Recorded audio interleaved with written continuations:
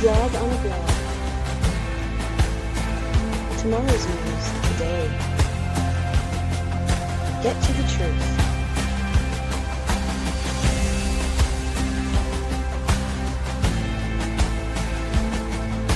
Comment, subscribe, share. Visit us at YAHOWAH.com. Hey, we've got Dipo. Dipo, what'd you think about the avatar?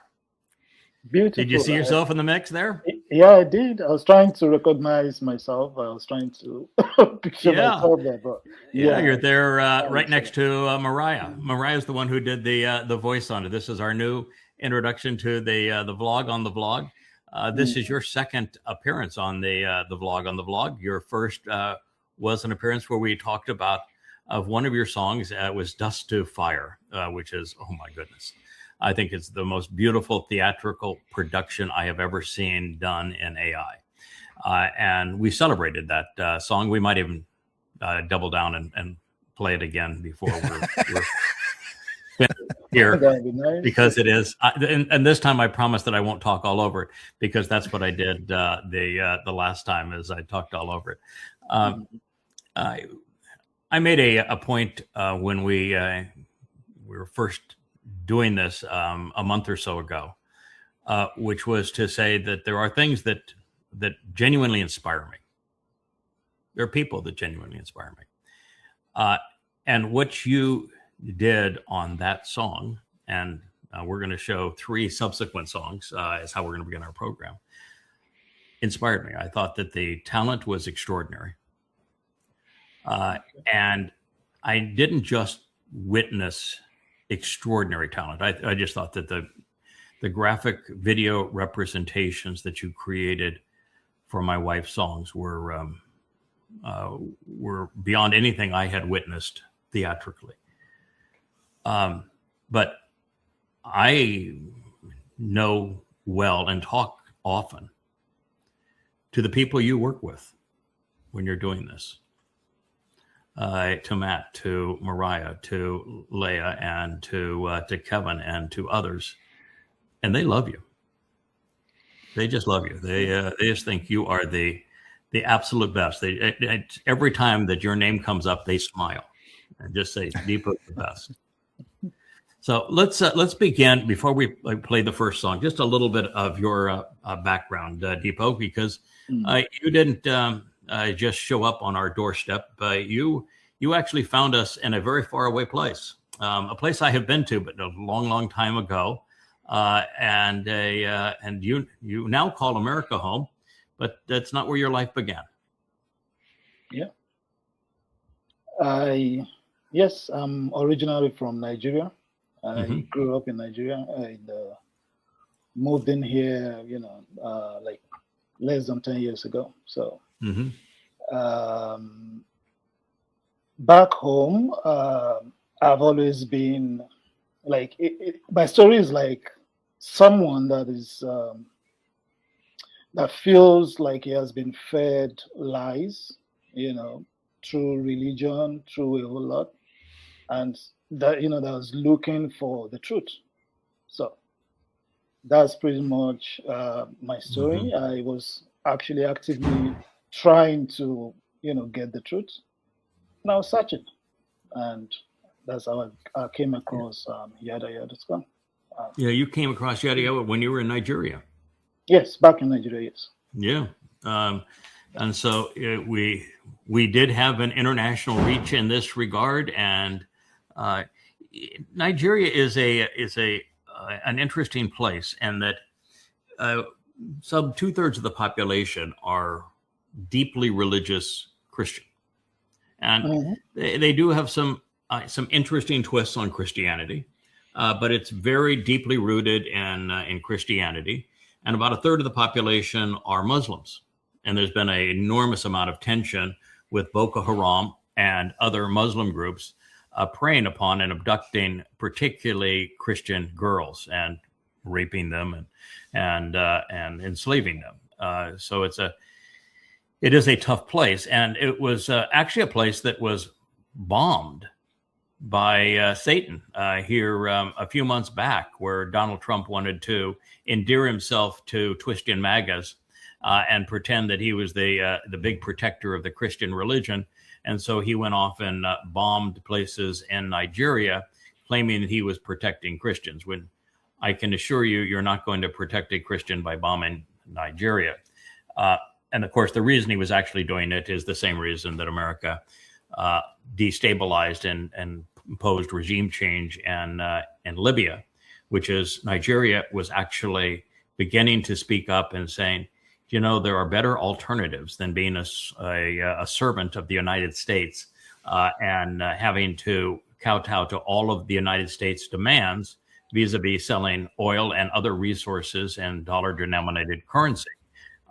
And we would do a better job of taking care of the people of Nigeria if we were open to other options. And the United States doesn't like that. And when you try to sell oil or any commodity on the world market in a currency other than dollar denominated, they did what they do to Iran. They do what they did to Iraq. They do what they did to Russia. They do what they did to Nigeria.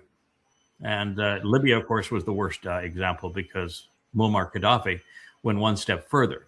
He didn't just say we can do it in another currency. Muammar Gaddafi said, on behalf of Africa, I'm going to create a gold-backed currency, and so that our continent can be independent of all of these people who want to rob us of our resources. So that's my interpretation of what happened there. What was the overall thought in Nigeria when Trump did his bombing run? You know, I wasn't there at the time, so I know. Yeah, but from what I gathered, the thing is, the Christians, they actually think they are looking for a Messiah, and then they have that Messiah in Trump. So that is actually coming to help. Of course.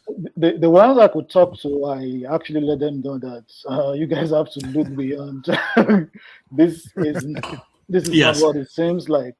Yeah, of course. Yeah, for him to be their Messiah that's going to help them against the Muslims, then why was his first trip abroad to 3 Islamic countries? Why does he do business with so many Islamic countries?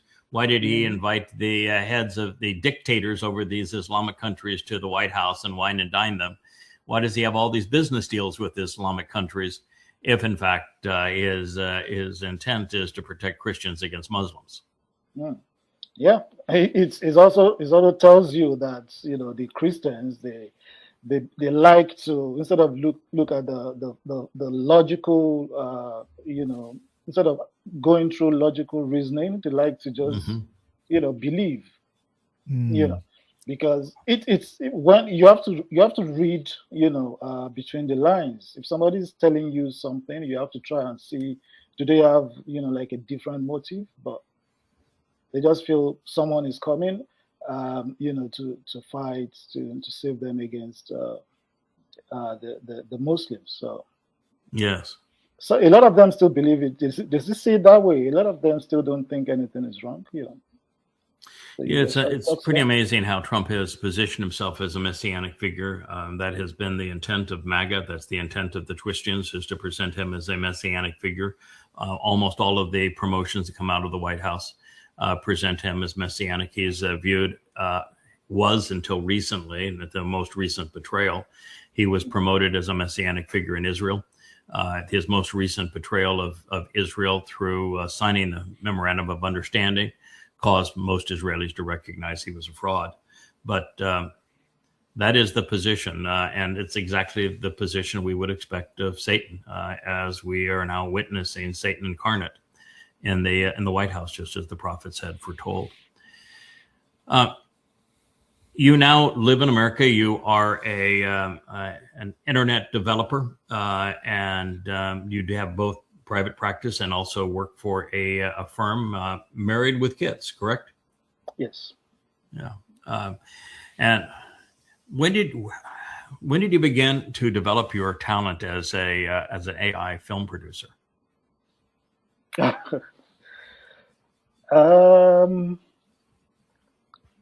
That is actually when I felt I needed to do something. I have been following you, like I said, way back. I came across YAHOWAH.com like 20 years ago, and I've been reading your books. I've been, like going through all the books on the site, and at some point, I was just in the background. I was just reading the books. At some point, I just felt, okay, let me see what I can do. I went back on the site. I started checking how can I, do something. I thought about creating a site myself, and still talking about getting information from YAHOWAH.com, and just like you had Bless Yah, like you had YAHOWAH Berit. I wanted to create mine, but I felt we can all have different sites, so it's okay. But what else can I do? So I joined. I started coming onto Blog Talk Radio. I was listening to you on Blog Talk Radio also for a long time, and I was just waiting. I'm actually an introvert, so I don't I don't mix that much. But I was just waiting and saying, okay, maybe one of these days I would be able to do something. So each time I come, I just listen to you. And when the issue of the Mother Goddess cult, when their issue happened, and then you said they left, the people that were handling everything left. I just felt, okay, maybe this is the time. I think the first time I actually made any input was sometime when one guy, recorded himself burning one of your books. There was one clip like that you showed, and then one guy was burning your clips, and then you said, look at what somebody is doing, and I responded that if you like, you can burn the entire books, but the people that are I can't remember how I said it, that the people that know the truth will not be deterred by that. So that was my response, and I think you responded back. You actually liked the comments, and that was my first input. So I was just following and hoping to get to do something. That makes me very sad, very happy, and very happy. The part that makes me sad, Dipo, is that you have been reading these books and have grown and benefited from them for 20 years, and I've only known you for a year. I feel like we lost 19 years, and I think that those would have been marvelous communications and times, and so I wish that I knew you sooner. So we have an eternity together, but I do regret not getting to know you sooner. The positive, the first positive, is that out of the betrayal of that mother goddess cult that decided they would run away and speak for their mother god that doesn't exist, and then become vile in their approach to everything. One of the things that it did that was so spectacular is it was like God saying, we got too much to accomplish. This is not the right team. We need a clean house. And that's when Kevin and Rich and Barry and you and it's just a list of so many wonderful people became known to us. That I don't even recall corresponding to Kevin prior to that. I don't recall corresponding with Rich prior to that. And so it was this thing that you could look at as being so bad turned out to be the ultimate good. Yeah. So you were one of the beneficiaries. We are a beneficiary of that. How about that? I think we're all beneficiaries. I think you benefit. I think we benefit. I think it's a mutual benefit. Yes. The other thing that I will say is that, well, this may not have corresponded with your decision. It sounds like you made the decision before I said this. So you did it on your own initiative. That's even better. But about 6-7 months ago, when I changed Kevin's life by coming up with the idea we should have a family page, and that everybody that was in the covenant should find a way to make a contribution, because this is the way that we show God that we're trustworthy, that we are someone whose soul he can take into 7 dimensions and go explore the universe, and most importantly, trust to raise the mortal remnant that survives, that we're people he would trust with that kind of power. And it's hard to earn that kind of trust without actually earning it and to do something. And so I came with the idea, let's all, everybody start making, whether it's a vlog or find a place that you can make a contribution, and don't ask somebody to tell you what to do. And don't use the excuse, well, I'm not computer literate. I'm not an artist. I'm not a good speaker. Don't use, I'm an introvert. Don't use anything as an excuse. There's so much that can be done. Find a spot and do something positive. And of course, it has generated that family page, which will, it's still up, but from the link that we have to it, as opposed to direct from the site. Joe is revamping the site with a much more robust administration tool. And so when that's done sometime in a week from now, I think the family page will be live on the website. But it is a beautiful thing. And your contribution has, if you participate here on the blog, has been in the graphics of the songs that you've created. So this was a skill set that you developed in concert with doing exactly what you're doing. Yeah, pretty much, because I've been used to, as a developer, I've had to do, I've had to design stuff, and but not necessarily. I did when I started. What I did was actually to create some videos on.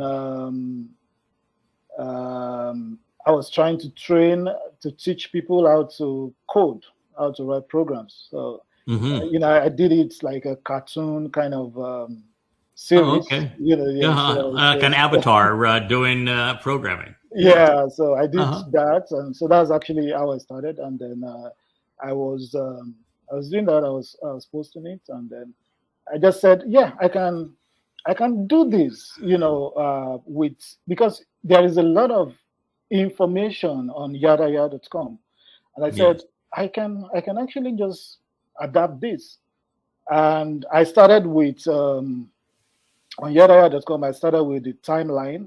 I looked at the timeline page, and I saw that I think I counted about 94, distinct sections. So my original plan was to make like 1-minute videos, graphic videos, telling the story of each one of those timeline points. So that's how I actually started. Yeah. Okay, I would tell you that if so long as Leah is not listening now, we'll talk softly in case she's listening. Because if I were to pull you away from creating the graphics for the song, I'd be sleeping in the house next door. You wouldn't eat for a week. Yes, I would. Yeah, I wouldn't eat for a week, which probably be good for me. But we don't want to upset Leah. Creating videos for the highlights of that timeline, so that some of them are not just graphics, and some of the graphics, by the way, we need to improve. It got like you and Leah and others were creating graphics for the timeline, and we got to a certain point and they just stopped creating them, and I ended up being the one who filled in the remaining graphics, and I have no talent in that area whatsoever. So we do need to finish some of those graphics down the timeline. But if we had a dozen or score of the most interesting moments on that timeline as a video, oh my goodness, it would be so much better. So I would, so long as it's just between the two of us, I would love to see that. Leah is quite jealous of the people that she loves, and so I have to be really quiet here. So we'll speak quietly. But that is a tremendous idea, and it would be greatly appreciated. And I can assure you they'd be incorporated immediately and enjoyed by all. Yeah, in fact, one of the things I'm just on that timeline that trying to get Joe to take that original calendar that he did long ago, that we now have incorporated into the Shauna Years volume of YAHOWAH, but to take that calendar and make it, in addition to being in the Shauna Years book, but also as a link from the timeline page. You know, we have the counters, but the counter isn't to every individual date that we want to be celebrating. Mm-hmm. Yeah, so I would love to have all of that calendar presented through 2033, and I know he's going to do it one of these days. But I'd love to see it. All right, so with all of this, we're going to start with To Israel. That's the one you want to start with? Yes. Okay, and just as an introduction to that song, you and Leah were given a tremendous challenge that is so enormously difficult for that song. And that is that two things. Number one, I wrote the lyrics, and I'm not a songwriter. And I wrote the lyrics with a cadence and with rhyme. So normally, if you're writing lyrics, it's if you're writing it'd be 5 lines in each refrain of a song, you'll only have 2 of those lines rhyme, and you will make no attempt to have the cadence of the lyrics be somewhat similar. And in what I did, every line of a group of 4, everyone rhymes. And that is not the way you write lyrics for songs.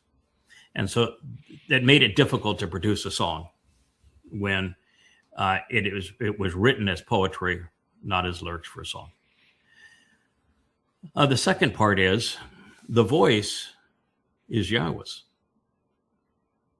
And so you can do a lot of voices, but doing God's voice is pretty darn hard. And so since you can't do God's voice, what you're trying to do is come up with a lyricist that is distinct from God, but yet highly credible and still attractive.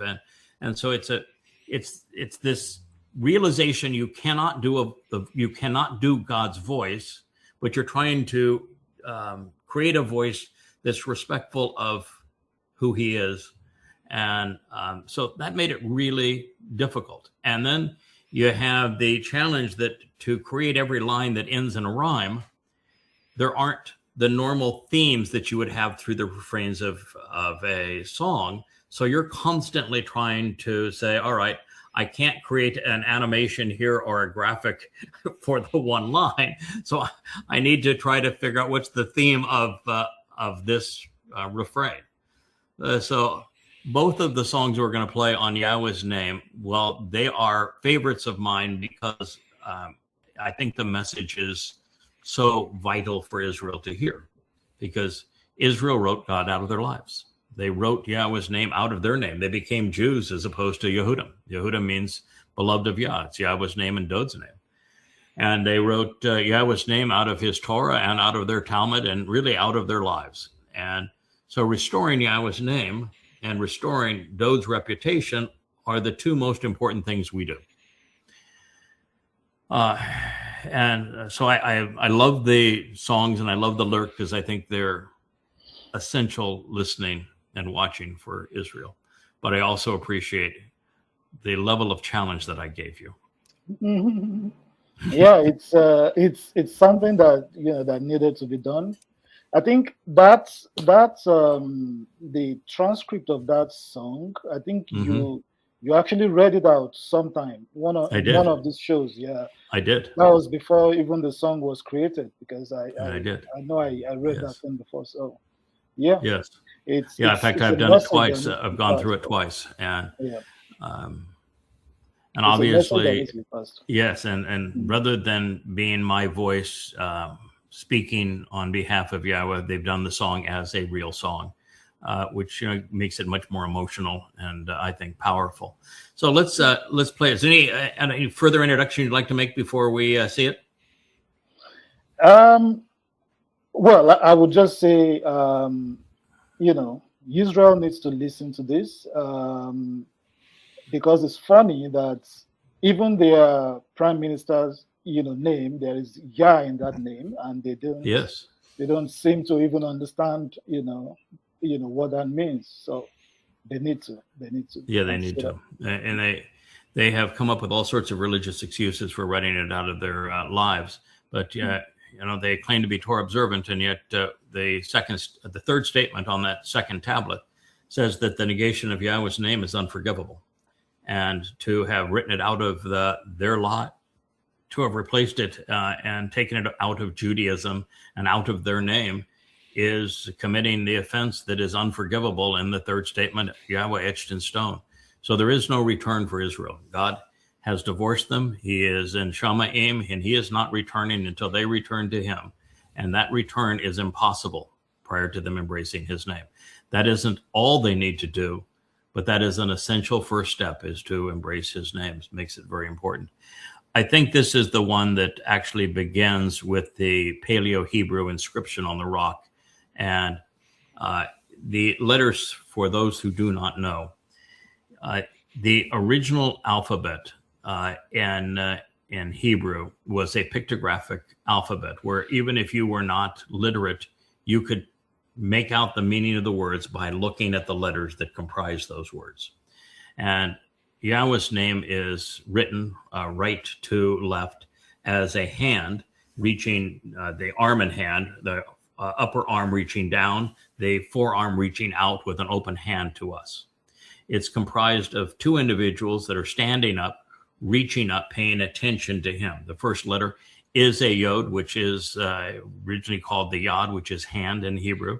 And the two heys are from the henna, which means to pay attention, to look up, to notice what's happening here. So there are two people looking up, noticing and being observant of God. They are standing on either side of what was drawn as a tent peg. The tent peg was essential during that time because it was what you used to secure the tent, like the tent of the witness, but also the tent that's your home. To enlarge it and secure it was all based on the quality of that tent peg. And looking at the most ancient evidences of that alphabet years ago, and it was just actually a year ago with Joe being here, we refined those letters so that we have a much more accurate depiction of how they were drawn and what they represent. And then what you show, which I think is theatrical magic, is you show the name written in stone, which is what Yahweh did, and then it evaporating it, erasing it, going away. It's very dramatic. And you showed the original settlement that was Jerusalem a long time ago. So, Kevin, would you mind winding it up for us, oh disc master? Here we go. YAHOWAH is my name. To Israel I came. You denied my acclaim. You fled my flame. You erased my name.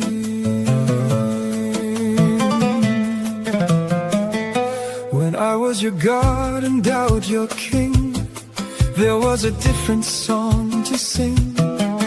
To the Goyim you did not cling. You were shielded from their sting. Isolated and hated, you are battered. Your dreams are shattered, the nation is tattered. My words have not mattered.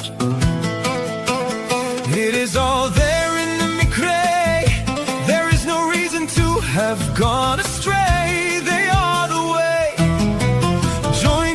Shabua I say, I have openly conveyed the signs of the modim, from whose brilliance you should beam, and yet all agleam with your own scheme. You have chosen a wholly different team. YAHOWAH is my name. To Israel I came. You denied my acclaim. You fled my flame. You erased my name.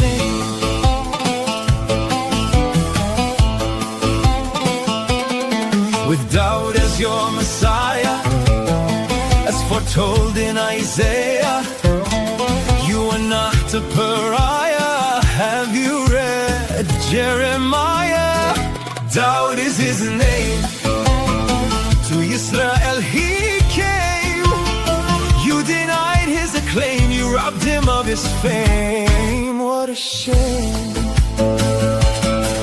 Who served as the lamb, whose blood is on the door jamb? Do you need a diagram? Do you even give a damn? Do you know the son who was given? For what has he striven? How are you to be forgiven? What is your decision? Dowd is his name. To Israel he came. You denied his acclaim. You robbed him of his fame. Have you no shame? This need not be the end of the story. You have been called to glory. To my covenant be a signatory. Respond to this allegory. If you wish to be replevin, let's remove your leaven. It's on the basis of 7 that I can bring you to heaven. So this is the story of my luminaries, even as they have become your adversaries, when they serve as my great emissaries, and with whom I've compiled esteemed libraries. YAHOWAH is my name. To Israel I came. Accept my acclaim, embrace my flame, reinstate my name.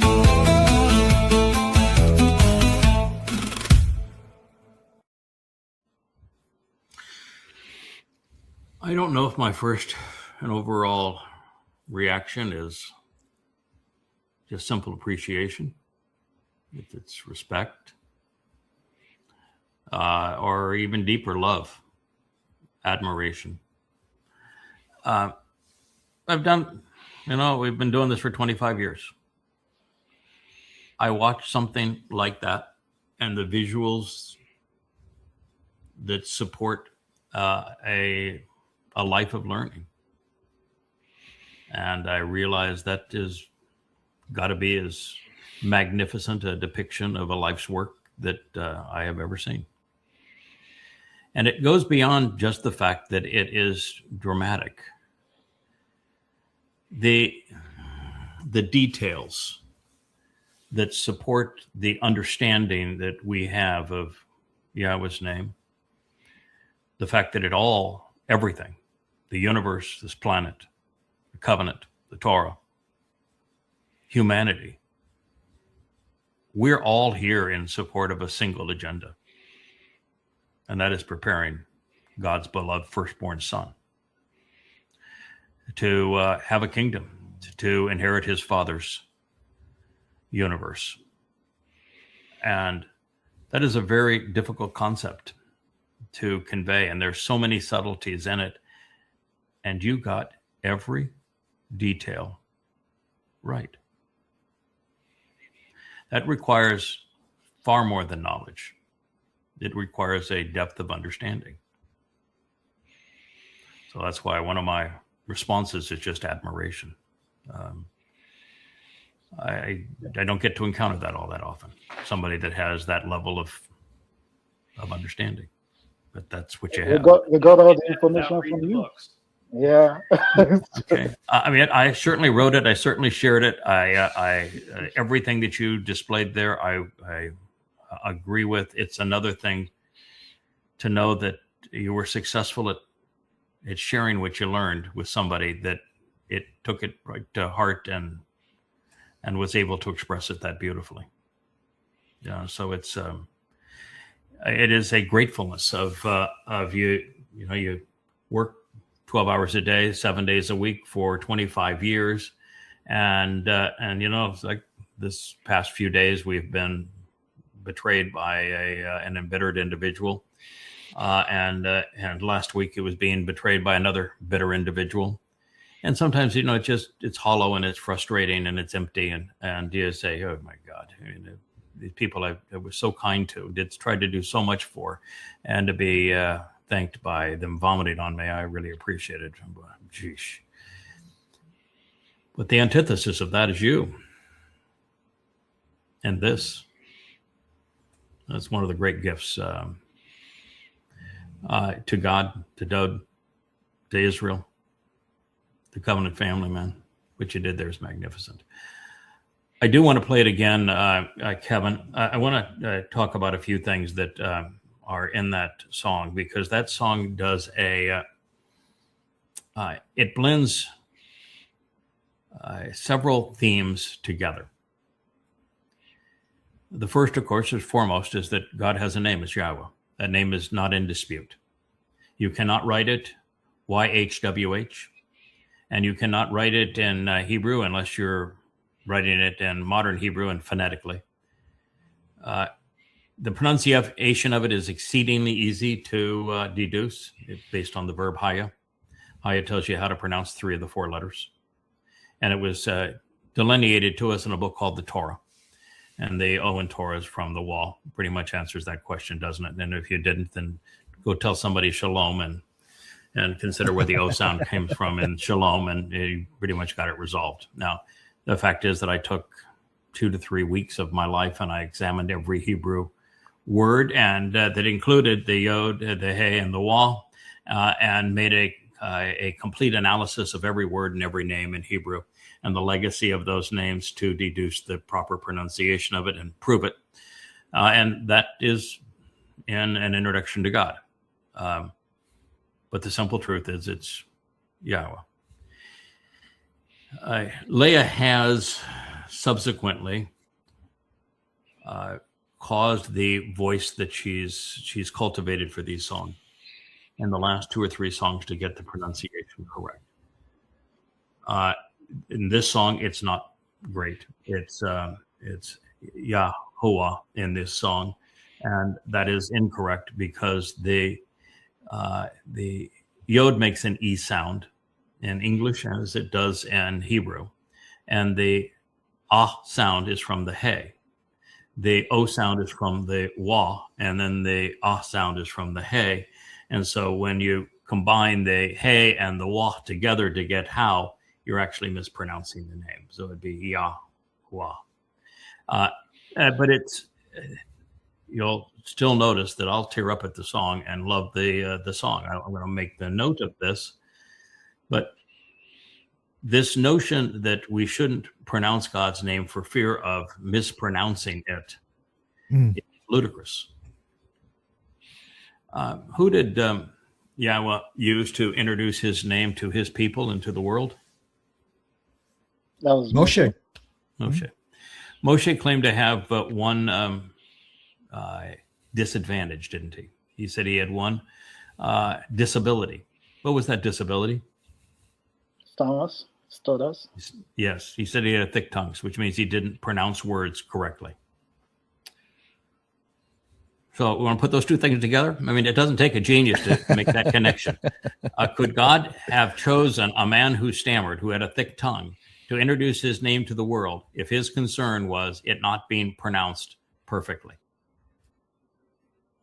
Yeah. Absolutely not. So that lie just goes away by the very fact that Yahweh chose a man who said that my diction isn't great to introduce his name. Yes. So that is the reason why I have no issue with it being slightly mispronounced, because I know we would and we have made the effort to correct that. And and God wants it spoken. And if it's for His point of view, it's a billion times better to have it spoken and to have the hey linked to the wah than it is to have it not spoken. And I think that one of the worst things that we're having now is to have so many religious buffoons out there, and we've seen it all over. Now, going back to writing YHWH, that's completely invalid. Mm-hmm. Yeah. You can write God's name in Hebrew, or you can transliterate it in English. You are not transliterating it when you write YHWH. It is inexcusable, and it is erasing Yahweh's name. It is in direct conflict with the instruction that God gave us. By the way, guess who just walked in the room? So we may be in the doghouse. They're talking about the timeline. But don't tell her. She might not have been listening to that part of the show. She's chuckling over there. The second part of the song that I want to talk about is this integration of Yahweh and Dowd. And that was the interesting thing. I took the chorus of that song, and it was, you erase my name, and speaking of Yahweh. But then it transitions to being Dowd. And we make Dowd as important in that song as is Yahweh. Because from our point of our existence, He is. Mm-hmm. We don't exist without Him. He was Adam. He was Shem. He is the firstborn, the Messiah, the Savior. The most popular religion on earth today exists by robbing Dowd of his titles, his achievements, and his everything. And, it's just this great crime. And by reestablishing Dowd, we're doing something that makes God even happier than reestablishing His name. Mm-hmm. And this is something Israel must come to embrace. They claim to have a star of David or a shield of David, and there is no such thing. It's an absolute pagan lie. They need to drop the star, embrace the menorah, and the one that's over my head here, it's the 7-candle menorah, not the 9, and embrace Yahweh's name and recognize that we're all here because God had a firstborn. It's Dowd. And Dowd is the Messiah. He is the former king. He is the returning king. He is the one who suffered crucifixion in 33 CE, fulfilling Pesach, and then He fulfilled Matzah by taking our guilt and depositing it in Sheol, and He became the Bakor, firstborn of Bakorim, firstborn children. And I think that the juxtaposing of those two realities, those two names, and what do you get when you combine Yahweh and Dowd? Dowd. I wish it went from your lips to the ears of all Israel. There's no such thing as a Jew. It's a made-up name. What Jew does is erase Yahweh's name and Dowd's name from their name. Mm. You want to have the shield of Dowd in your lives? Go back to your real name. You are Yehud. And Yehud is a combination of Yahweh's name and Dowd's name. And it's one of the most profound insights you are ever going to consider. It makes you the beloved of Yah. And there is no return until you become Yehud again. Mm. As we were playing it, you've heard some of my thoughts on it.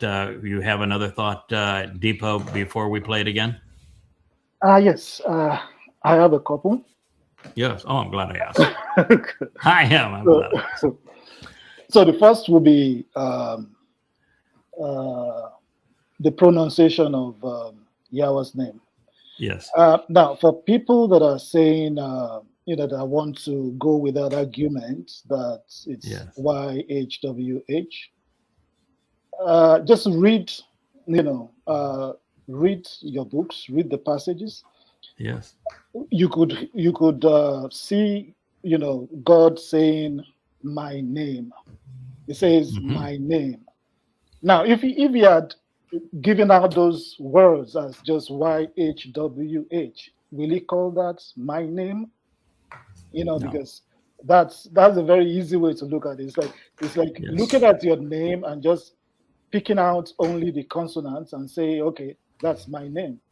Constantly, it God work. is telling us to pronounce his name, to share his name, to call out in his name. And he never once says, I want you to use the tetragrammaton, and I want you to write these initials as something that is unspoken as a placeholder for my name. Never once. So why do people do it? That's profound. Yes. And, and then the pronunciation, for someone that has been reading, your books before actually listening to you. When I first saw the name, like I said, one of the issues I had with the Bible was they mentioned the Lord, they mentioned God. Now, when you read the context of what they're talking about, they are talking about, at times they're talking about the same person, at times they're talking about two different people. So I've always wanted to know, okay, so what is God's name? Because God says, my name, don't Hashem, over and over again. Yeah, he keeps saying that. So what is that name? So when I saw it in your book, I saw, and I pronounced it YAHOWAH. That's actually how I pronounced it, YAHOWAH. So the first time I listened to you on Blood Talk, that's actually what I wanted to hear. That how are you actually pronouncing this? So that's what I wanted to hear. And then I see that it was actually kind of close. So I said, okay, YAHOWAH, okay. Yeah, your pronunciation of mine are the same. Yeah, and it is the single most important theme throughout the Torah, prophets, and Psalms is Yahweh's name, and it is never presented to represent with 4 English letters or even 4 Hebrew letters. It's to say it.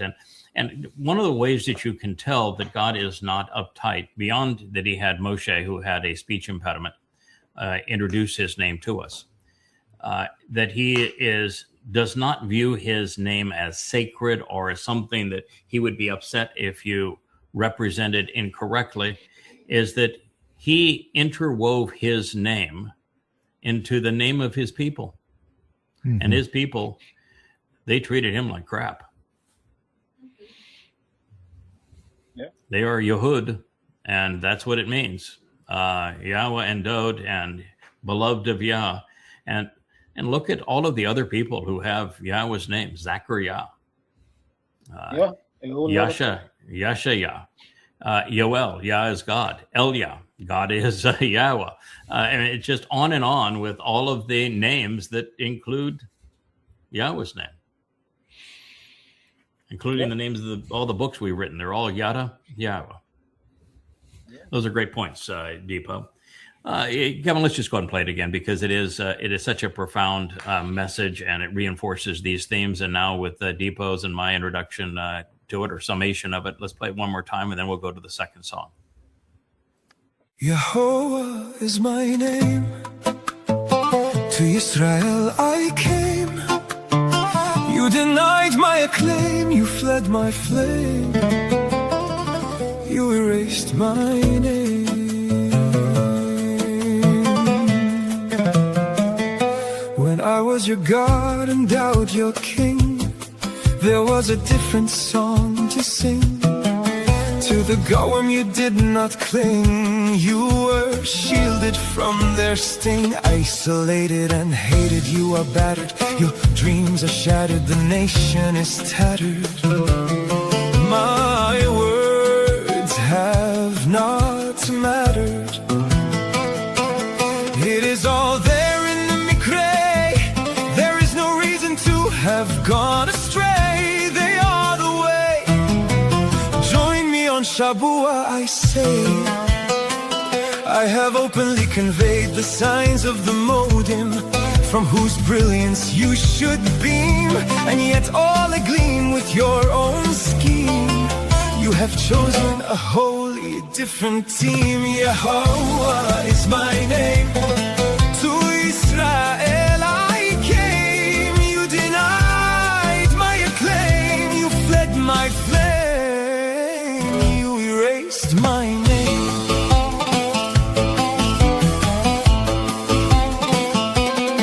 With Dowd as your Messiah, told in Isaiah, you are not a pariah. Have you read Jeremiah? Dowd is his name. To Israel he came. You denied his acclaim. You robbed him of his fame. What a shame. Who served as the lamb, whose blood is on the door jamb? Do you need a diagram? Do you even give a damn? Do you know the son who was given? For what has he striven? How are you to be forgiven? What is your decision? Dowd is his name. To Israel he came. You denied his acclaim. You robbed him of his fame. Have you no shame? This need not be the end of the story. You have been called to glory. To my covenant be a signatory. Respond to this allegory. If you wish to be replevin, let's remove your leaven. It's on the basis of 7 that I can bring you to heaven.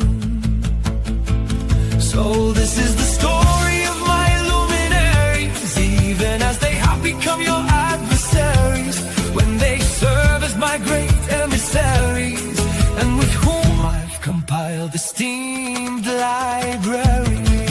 YAHOWAH is my name. To Israel I came.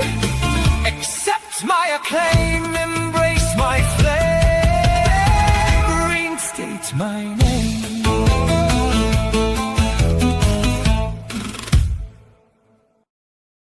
Dipo, my friend, we could talk about the elements of that song and do 10 of these shows, maybe 100 of these shows.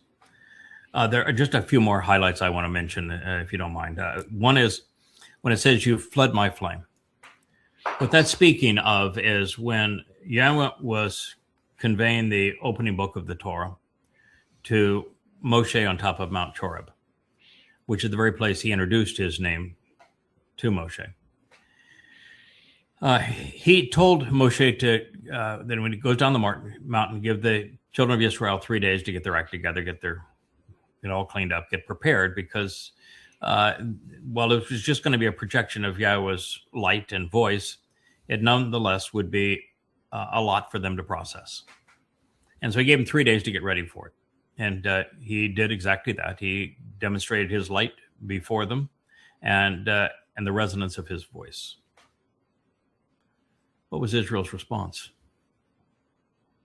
Go away. He told him to go away.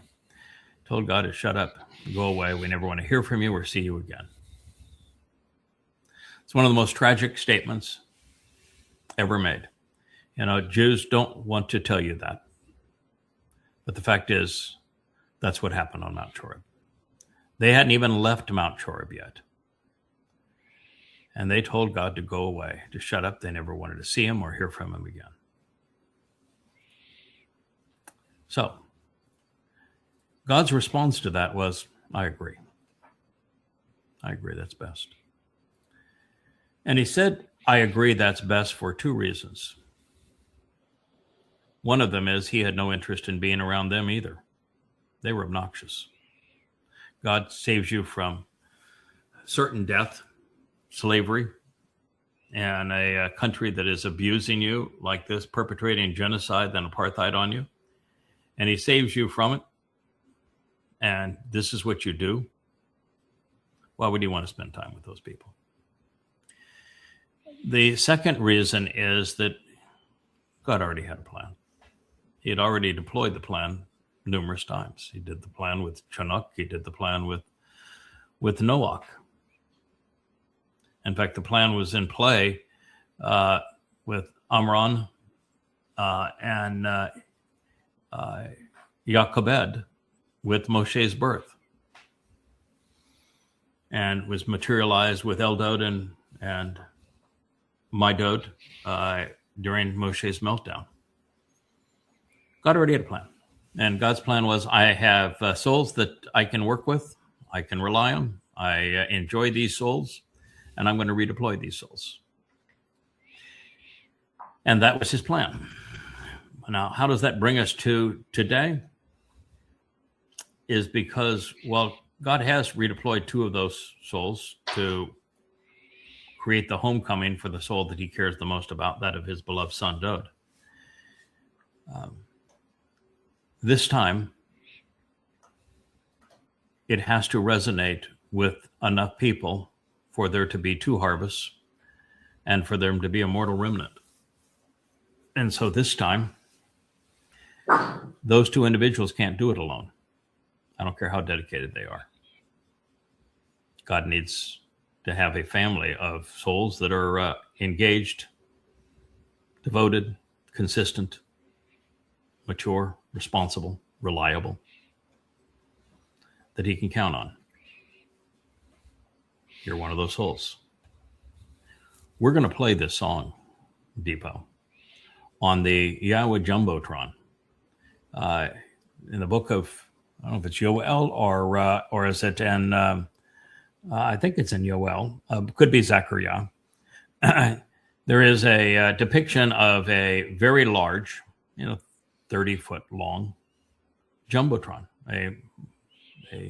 Essentially, it's a movie screen, but it's no screen. It's just going to appear in the sky. That's going to convey these songs and I think significant portions of the Torah, prophets, and Psalms, and analysis and yada yada. That's going to support what we're going to be saying. And I picture you and I just standing arm in arm right there with that plane above our heads. That's good. That's a picture. And I picture a whole lot of smiling faces. Not so in the audience, but they might be throwing sticks and stones at us. But and the people that matter, I see a lot of smiling faces. I see one of those smiling faces is God's, the other one's Dowd. So that's one point I wanted to make. The other point I wanted to make is that it is Israel that robbed Dowd of his notoriety. They claim God can't have a son. They claim that there's another Messiah, that Dowd doesn't qualify as the Messiah. God says the opposite. They expect somebody else to return, and God says it's Dowd who's returning. But the most important thing is there is no way for them to have salvation. Where are you going to get your salvation? You write Dowd out of your lives. There is no way to receive it because he fulfilled Yisak, Matzah, and Bakodim, which opens the doorway to life, removes guilt from our souls, and brings us into the covenant family. So without Dowd, there is no salvation. And then the other theme that I wanted to mention is that Jews who lie, all of them, about being Torah observant, every single one of them. There are Jews now in the covenant family who don't. They're now Yahuds. They're not Jews, so my statement is actually accurate. Say that they are celebrating the Jewish holidays, but they aren't Jewish holidays. They're Yahweh's Moedim, restoring witnesses of the eternal testimony. And they begin the year with a 7-day observance of Passover, but Passover is not 7 days, it's 1 day. And it's matzah that is 7 days. And they completely ignore matzah, and matzah is more important than Passover. Passover without matzah is detrimental. It means your soul would be eternal and eternally corrupted with religious guilt, and therefore eternally separated from God. That's Sheol. They don't celebrate Bakodim either. They don't even know what it means. And then they celebrate Purim based upon the lie of Esther. Mm-hmm. And they have their version of Ashura Day. And then they have this counting of the Omar and haven't a clue what Shavuot represents, that it's a harvest of standing grain, and that it's fulfilled in 2 stages, one of which was just happened here 2 months ago with the beginning of the time of Israel's troubles, and the next will be the harvest. They replaced Teruah with a Babylonian holiday of Rosh Hashanah, ahead of the Babylonian New Year. They call it the beginning of the High Holy Days. Holy in Hebrew means diseased. And the beginning of the year, and according to YAHOWAH, is in Abib. And the 14th of Abib is when we celebrate Pesach. And then they turned Yom Kippurim, the day of reconciliations, into a day of affliction. And I don't think you can reconcile a relationship by being afflicted or by afflicting someone else. And then they turned Sukkah, which is to camp out with YAHOWAH as we return to the garden, into a celebration of a wrinkly, ugly, sour fruit and 4 species. It is just an abomination as to what they have done. And they pretend to speak for God when they're doing nothing but annoying God. So Israel, you really need to take to heart Leah and Dipo's song. That's actually Craig, Leah, and Dipo's songs. She wrote the score, I wrote the lyrics, and you created the graphics. But it's a collective effort. And I think the Jews, I think they actually know some of these things, but it's probably because of coming from that time of Aaron. They just feel they need to argue. They need to look at God's words in a different way. Because from my own experience, I had the last company I worked with in Nigeria before leaving. They're actually Israelites. And I was there for a long time. I was like 7 years working with them. So I see that they actually know that, for instance, Christianity is false. They know. Yeah. They know every pastor I ever reached out to and talked about that every aspect of Christianity is false, and every pastor knew it. Yeah, they know. They all know it's a lie. Yeah, but I think it's just them wanting to maybe project themselves as maybe equal to God or whatever. Yeah, that's what rabbis are doing. Well, they won't mention God's name, but they sure write their name into their Talmud, don't they? Yeah. Yeah. Yeah, it is. All that is. Yeah, all that is true. Okay, our next song is going to be the song of Ruth and Boaz. I have gained a new appreciation for the story of Ruth and Boaz that I had not previously considered until this last 7 days.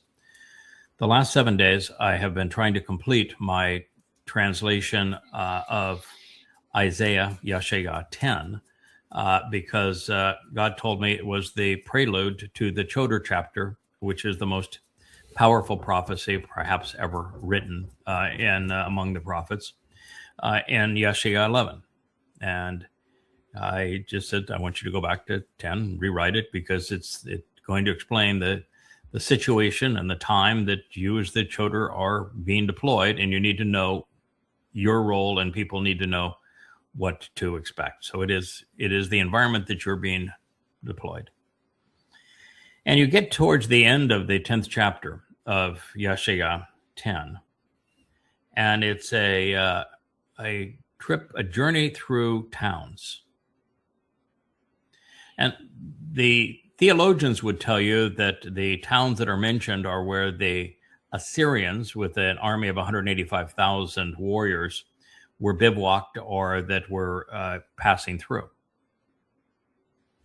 But that can't be true. And the reason that cannot be true is that the towns that are mentioned are first and foremost in the hills and the valleys north of Jerusalem. Lachish was the last town in Yehudah that Sennacherib and the Assyrians assaulted with a long siege. It is southwest of Jerusalem. And it's in the valleys where there is plenty of food for a large army and vast spaces for a large army. You don't go from southwest of Jerusalem to due north of Jerusalem and cramp a army in narrow valleys where there is no food, where there is hardly even a shrub, and where you're constantly subject to ambush, where your numbers are a liability rather than an asset. It's not possible. It'd be saying the Assyrians became the world superpower at the time by being really stupid. And the other thing would be an army marches, the trained armies of the day marched 7 miles in 3 to 4 hours. And the places where he begins to depict them are 6.5 miles north of Jerusalem. That's a 3 to 4 hour march. Are you going to write a prophecy about the positioning of an enemy that's come to annihilate Jerusalem when they're 3 hours away from knocking on the door? Not much of a prophecy. Not much of a prophecy. The ink wouldn't be dry before they'd be knocking at the door. Thank you, Captain Obvious. No, Captain Obvious said no. That didn't happen. And there's like 20 names, maybe 25 names. So I decided to do what I've always done. I thought that the names would tell a story, and that the actual story was in the names. So I translated every name, and I linked them all together to convey a message that was pertinent to our time, which is the time that the prophecy is being written. And one after another, you say, boy, this will be the next one. This one will trip me up. I'm going to have to admit that I finally run into a roadblock here, but nope, they just get better and better. Yeah. So what that leads me to is the emphasis on a town called Geba. And Geba probably doesn't mean anything to many people. You ever heard of Geba? Maybe. Is that Geba or Gibbon or something? Is it Geba? It's Geba. Yeah, Geba. Yeah, it's written two different ways with I think it's an ain at the end of it, and the other one's with the hay at the end of it. Or with the hay at the end of it after you have the ain. That's two different ways. Geba is the worst story in the history of Israel. The story of what happened in Geba is told in the 19th chapter of Shaphat Judges. And it ends with a civil war based upon what happened in Geba. And that's the last word of the book of Shaphat Judges. Now I'm going to tell you what happened. And then I'm going to tell you what is the next word that we find from YAHOWAH after the book of Shaphat Judges. Do you know what it is? No. That's talking about the part. We're talking about your song now. I'm introducing your song. What do you think the next word that YAHOWAH spoke after the book of Judges ends? He said he's going to give them Kinsman Redeemer. In other words, the remedy for what happened in Geba is in the book of Ruth. You go from one word to the next, the last chapters of Shaphat Judges to the opening chapter of Ruth, in one breath to the next. All right, so what happened in Geba? It starts also in Bethlehem, which is the featured town, isn't it, of the song that Leah's song that you created the graphics and visuals for. That transpires in Bethlehem, although it actually begins in Moab. And the story that takes place in Geba actually begins in Ephraim, and the man goes to Bethlehem. So both are stories that begin outside of Bethlehem with the journey to Bethlehem, and then leaving Bethlehem. And this is a man who's a Loi, and he has a paramour, a concubine, which means that he has more than one wife, and this wife has lower status than another wife, is what it means. So she's either paramour or concubine, whichever one you want to say. And she felt that what was good for the goose was good for the gander. In other words, if he had multiple sex partners, why not her? So she solicits some other man And when she does that, she says, that can get me in a lot of trouble here. This is kind of in this community. So she ran home to Dad in Bethlehem, and Dad took her back in. And so the Lowy went down there to get her back. And the man who was the father of this woman, who was both presented as a prostitute and as a paramour or concubine, is overjoyed by the Lowy arriving, thinks, this would be, get this woman out of my hair. Now she's unsalvageable because she's no longer a virgin, and she's now associated with prostitution. Oh my God, you got this guy that wants to take you. And he wined and dined him and said, absolutely. He was having a celebration of getting rid of his daughter. But most people don't understand why he was so ecstatic about this, but that was the reason. It was selfishness, not genuineness. Because the man, the Lowy, was a creep. He was a real creep. I mean, creep with the capital K. How about that? He then walked back with her. He's got an R with him that we never hear from in the story. We just announce that he's there. And he has which is a very loud-spoken person that doesn't take garbage lightly, doesn't suffer fools well. And he has a couple of donkeys, asses with him. And they are heading back to Ephraim, to the hill country of Ephraim. And they are passing through places, and they decide that they're going to spend the night in Geba. And when they get to Geba, no one will offer them any hospitality, so they're out there in the courtyard. And a man comes from the fields, who is also from the area of Ephraim, and he decides that he would take them in. And you say, oh, well, there's a good Samaritan there. What a lovely story. No, he's a scoundrel with a capital scoundrel. They eat and drink and have a good time that night, and the residents of Geba, they're Benjamites, they start pounding down the door, and they want to rape the old man that's the Lowy. They're pounding down the door because they want to rape the Lowy. And so the man who owns the home in Geba goes out to him and said, no, that's a disgusting thing. It's reprehensible what you're trying to do. Absolutely unacceptable. Stop it. Instead, I have a virgin daughter. Take her. Go rape my virgin daughter. You can do anything you want to her. And this man came with his paramour. Rape her too. Abuse her as much as you want to abuse her. That'll be just fine.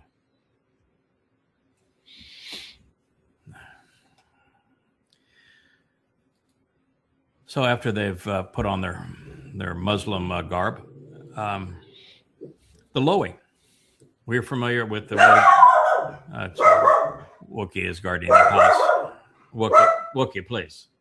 It's the male lady that has come, and Wookie is, boss man. You don't come to my house. I thought he just liked the Lowy. He just liked the Lowy. Let me tell you about the Lowy.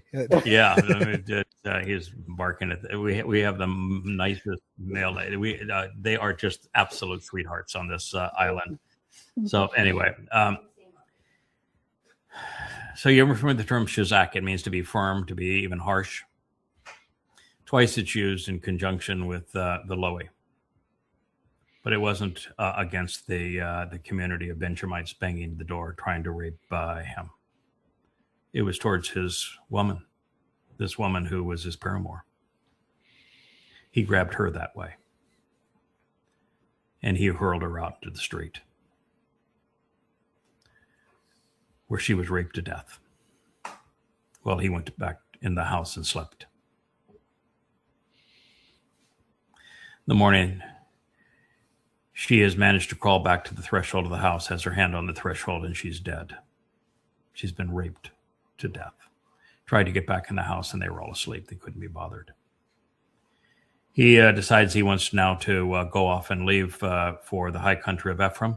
He opens the door, sees her there, and says, "Stand up. I want to walk. Get up. Let's get going. No, I'm sorry. No. Are you okay? And she's dead. And he tosses her on the back of his ass, takes her back to the high country of Ephraim, where he dismembers her, cuts her into 12 pieces, and distributes those 12 pieces around Israel. And it prompts a civil war in Israel. And it's called the most despicable act that had ever been witnessed among Israelites. What the story says, and the reason it is brought up in the 10th chapter of YAHOWAH, is that what God is saying is that my people haven't changed. This is still who they are. From the lowly to the man who attempted to show some hospitality as fathers, as husbands. This is how they treat people. And what he's doing is trying to set the parameters so that we have an appreciation of what we're up against. You may have noticed in the last month or so that my demeanor has changed in these programs. I'm not soliciting anybody. And I am no longer accommodating at all. I know what we're up against. I know what is being asked of us. I know who we're going to have to deal with. And this is a situation where if you're not real, you don't belong. It's got to be men and women of backbone and character, or not at all. The last thing I want to be doing with all we have to endure is to have any one of us looking over our shoulders wondering if somebody's trying to undermine us from the back. This is what we're up against. He's trying to set the parameters on what our expectations should be for that final remnant. And what he's telling us is there was no one, not a soul within Israel that he could work with that could save Israel from themselves. That's what he's telling us. And that is why you turn the page and you've got this Amma who comes from Moab. And she gives the greatest speech of all time. And then she announces that she is the Amma. She is the most productive of mothers. She's going to give new life to Israel. And then she announces she's going to deliver the kinsman redeemer in conjunction with Boaz. And so you went from a sexually perverted story to the most sensuous love story of all of God's stories. You go from hate to love. You go from isolation to redemption. One page to the next. That, my friend, is the basis for the story of Ruth and Boaz. That Leah created the score, most of the lyrics based upon my translations, but she created the score and it's beautiful.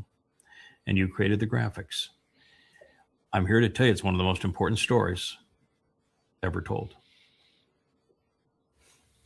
That's my introduction to your song. Okay.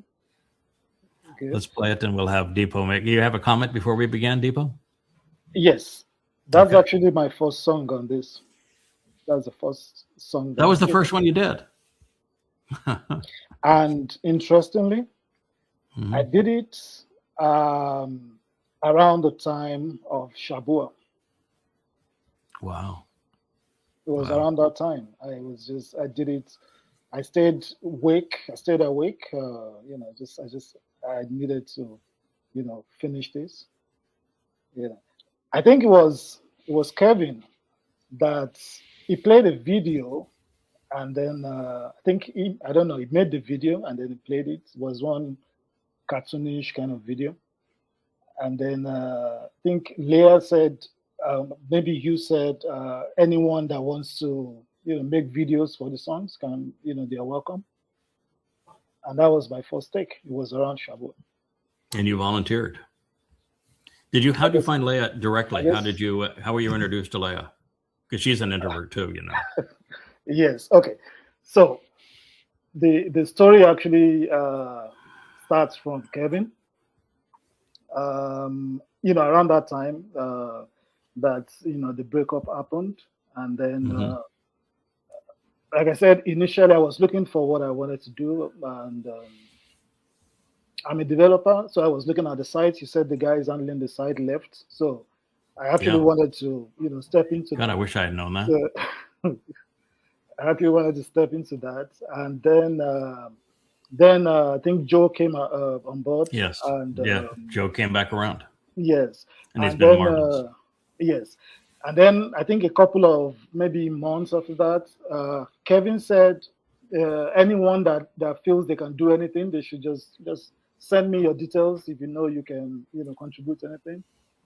And that's how it all started. I sent Kevin my details, and he said, okay, I'll get it across to Leah and Craig, and they will get back to you.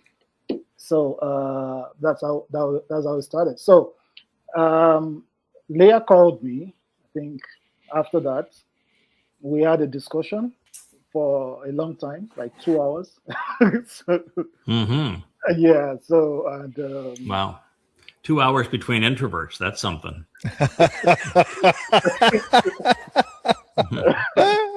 Yeah. And I could see that she is really very, very knowledgeable, and the discussion was just flowing, and and that's it. After that, I think a couple of weeks after that, she asked me to work on the on Kirk's glossary. Oh, really? Okay. Yeah, wow. I worked on the glossary. I put it together. I know a lot of people worked on it, but I think I was probably the last person that worked on it.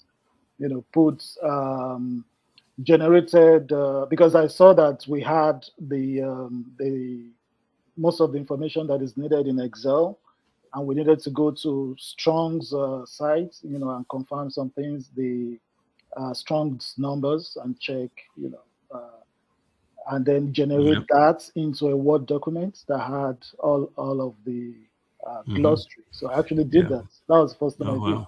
Wow. Okay. Yeah, we've still got an issue with that, and Perry's trying to deal with it on and off, and that is when we're doing the superscripts. The program that Joe wrote to create the superscripts for the book has about a 50% accuracy, so it's certainly not working. I think the superscripts are a great idea, but we either have to go back to the apostrophes or get it right, and we got to figure out a better way to get it right. And it's not easy because the transliterations of words, there are some 20 Hebrew words that are transliterated identically, but their meaning is very different if it's an aleph or an a, and so it's not an easy task. So it's still something that it needs to be programmed such that we can deal with the program the overall result, and then deal with the discrepancies in a different way. And it's about that time, Dipo, that I started hearing Dipo this, Dipo that. Oh, you can't believe what Dipo did. I'm talking to Dipo. No, I'm working with Dipo. No, you can't have Dipo. I'd like to meet this Dipo fellow. No, you can't. He's mine. You were being coveted by many people. So yes, that's when I began to hear your name, and in fact, I even sent you a message on the YAHOWAH saying that I'm hearing a lot about you, pal. I would certainly like to meet you sometime. Is there a way we can get together? And I want to celebrate the song that you had written, which was Dust to Fire. Anyway, let's play. Unless you have another thought on Ruth before we go. No. Okay. Yeah. Let me just mention that on the glossary project, that was also the first time I met Moya. We spoke on phone as well. Oh yeah, she's a sweetheart, isn't she? Yeah, so she's a go-getter, man. I wouldn't want to cross that woman. She also is one that knows her material. She, in fact, knows is not the right term with Mariah. She understands. Mm-hmm. She really understands this material. Yeah. So she gave me the details about the glossary. This is what we have to do. Yes. And, Yeah. Mm-hmm. Wow. Okay. So let's let her spin there, Spinmeister.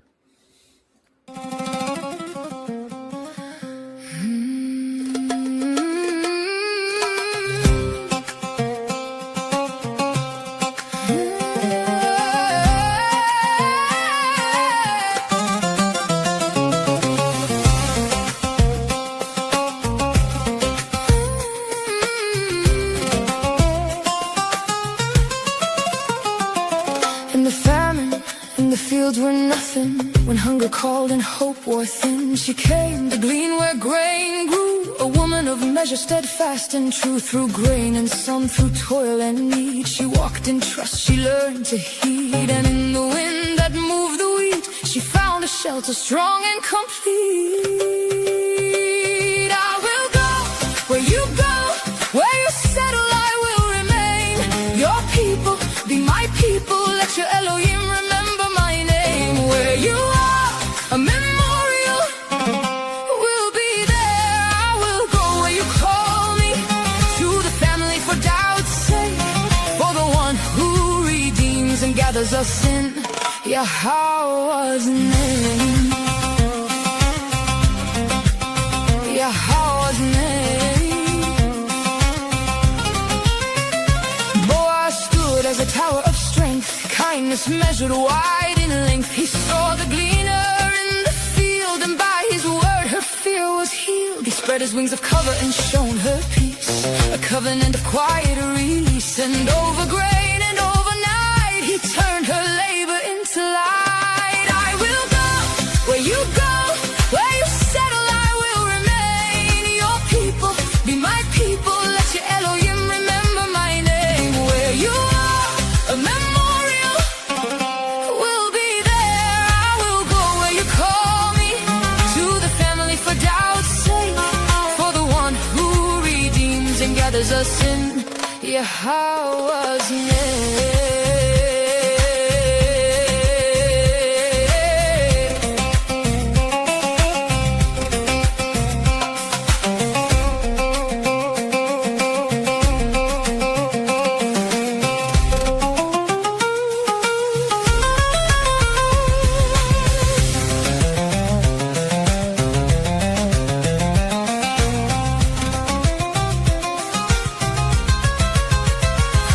How love was written, not in ease but in returning, not in taking but in giving, not in distance but in drawing near. Through thirst, through hunger, through the harvest, through the field and the promise, through YAHOWAH's family and the strong one who sows the grain.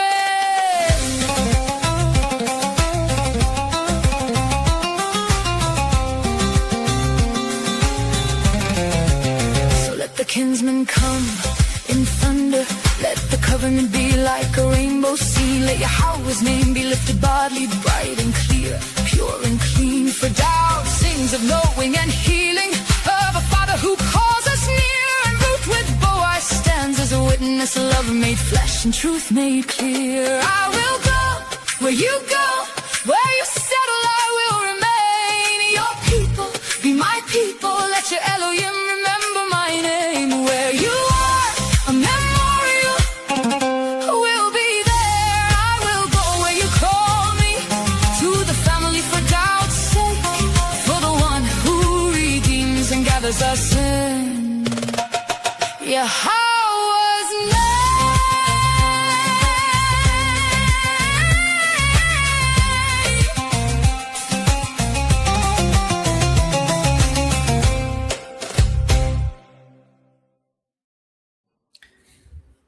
Following the story of what happened to Geba, with the Benjamites raping the woman to death and the Lawi being a louse, the man who owned the house offering his daughter being reprehensible, the Benjamites being reprehensible, the whole nation going to civil war, there wasn't a single Yehud that God could speak through, not a single Yisraelite.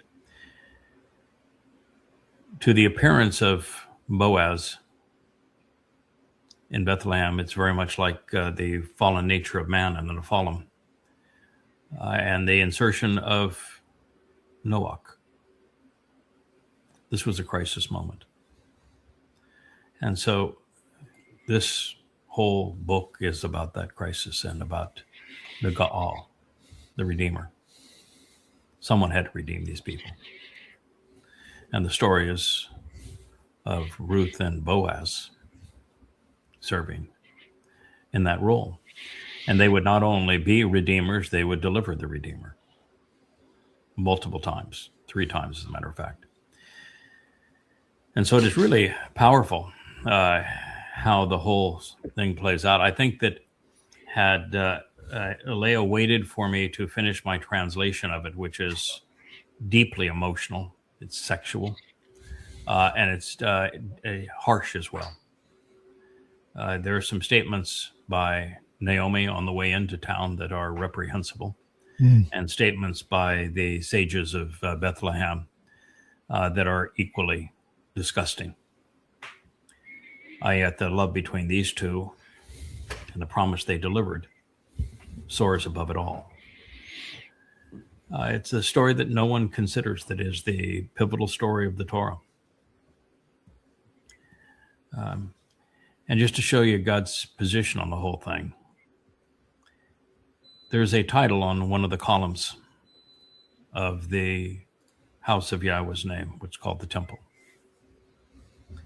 And there's only one name on it. And it's not actually Yahweh's name that's on the house. Home for Yahweh's name? Yeah. It's not Yahweh's name. There's only one name on it. It's Boaz.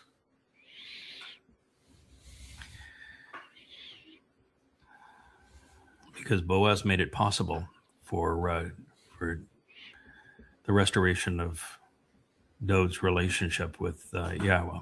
So that he made it possible for Dowd to fulfill the Moedim of Pesach, Matzah, and Bakurim.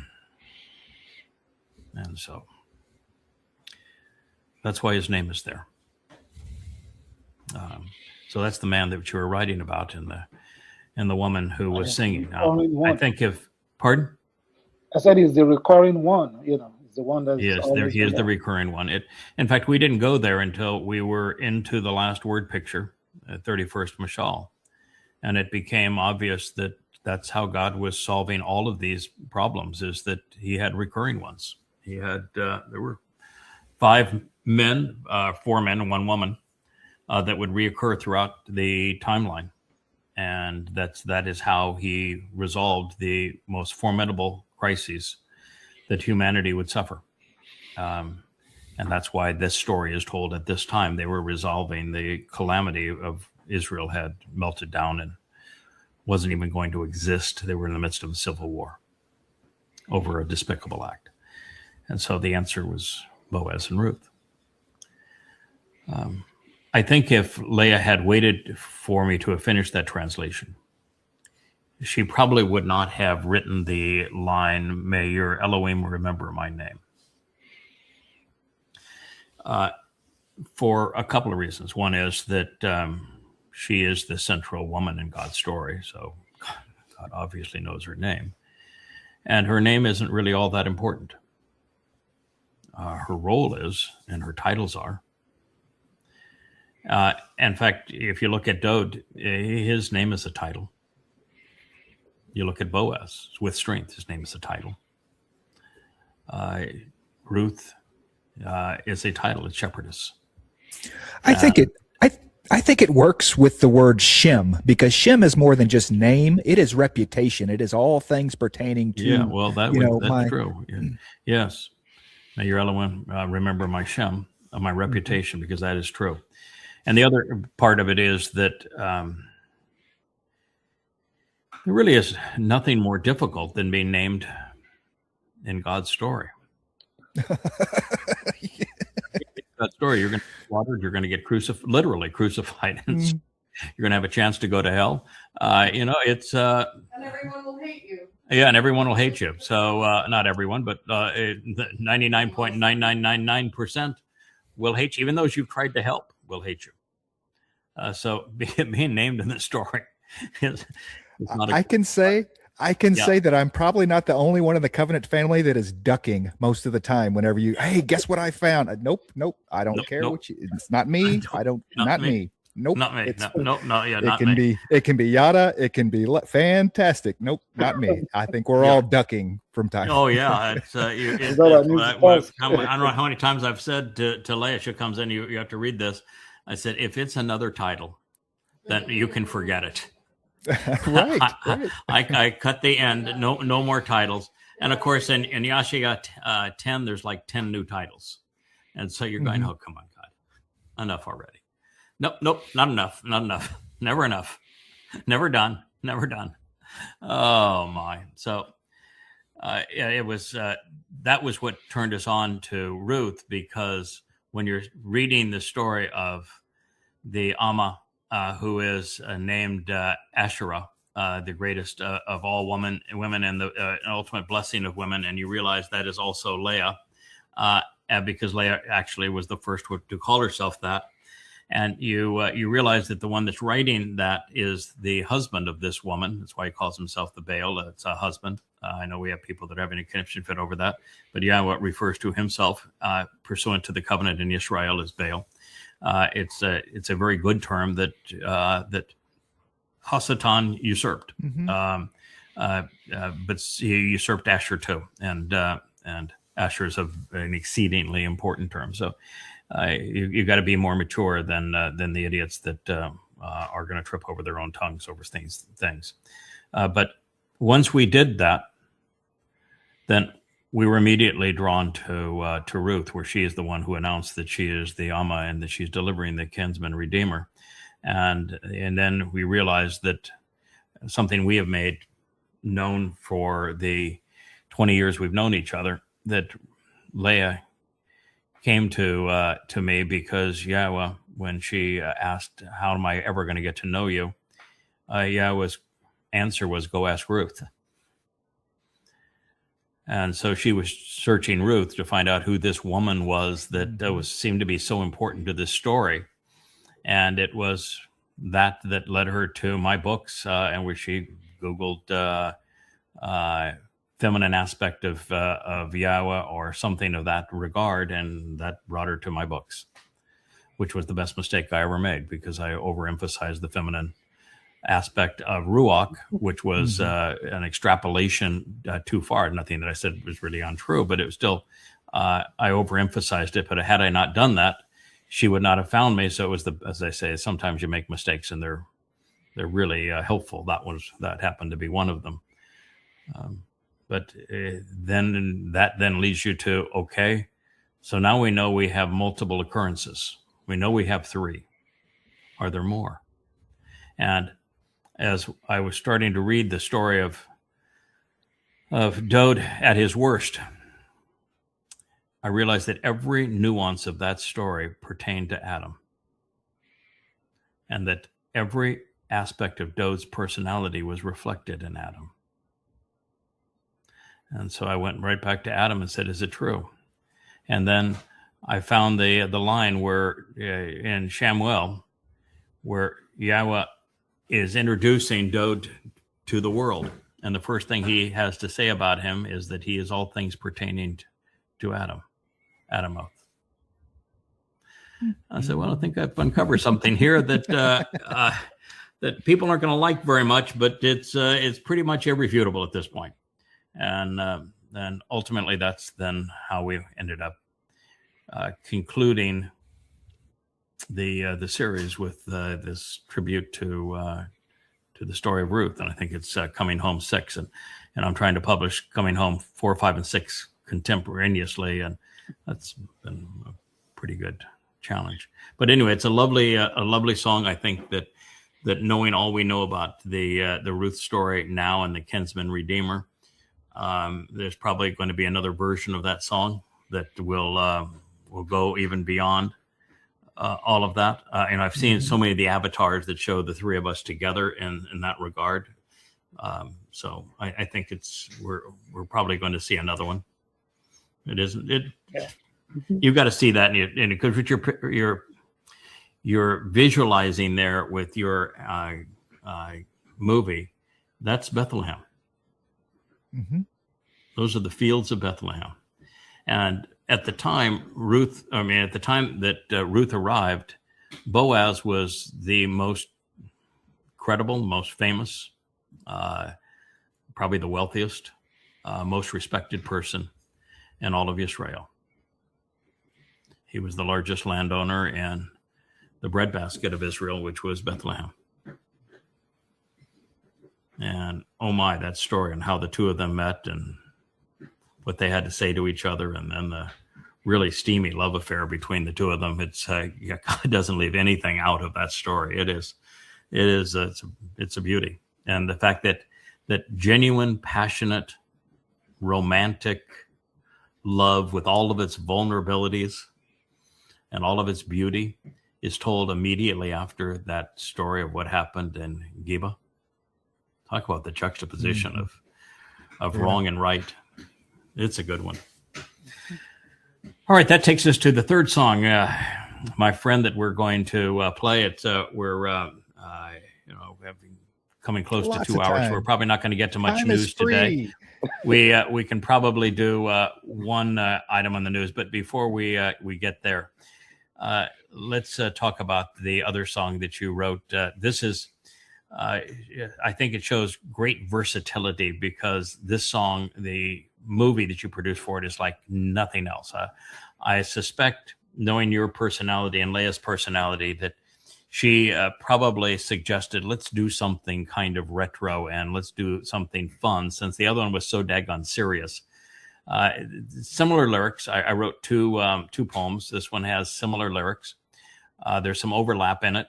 And so she wrote this second one, and you guys decided to have fun with it, to bring it not all the way to today, but into a more contemporary setting than the last one, which was ancient times. You brought it into what was like 1950s Tel Aviv. Yeah, that was Leah's idea, though. I figured that was Leah's idea.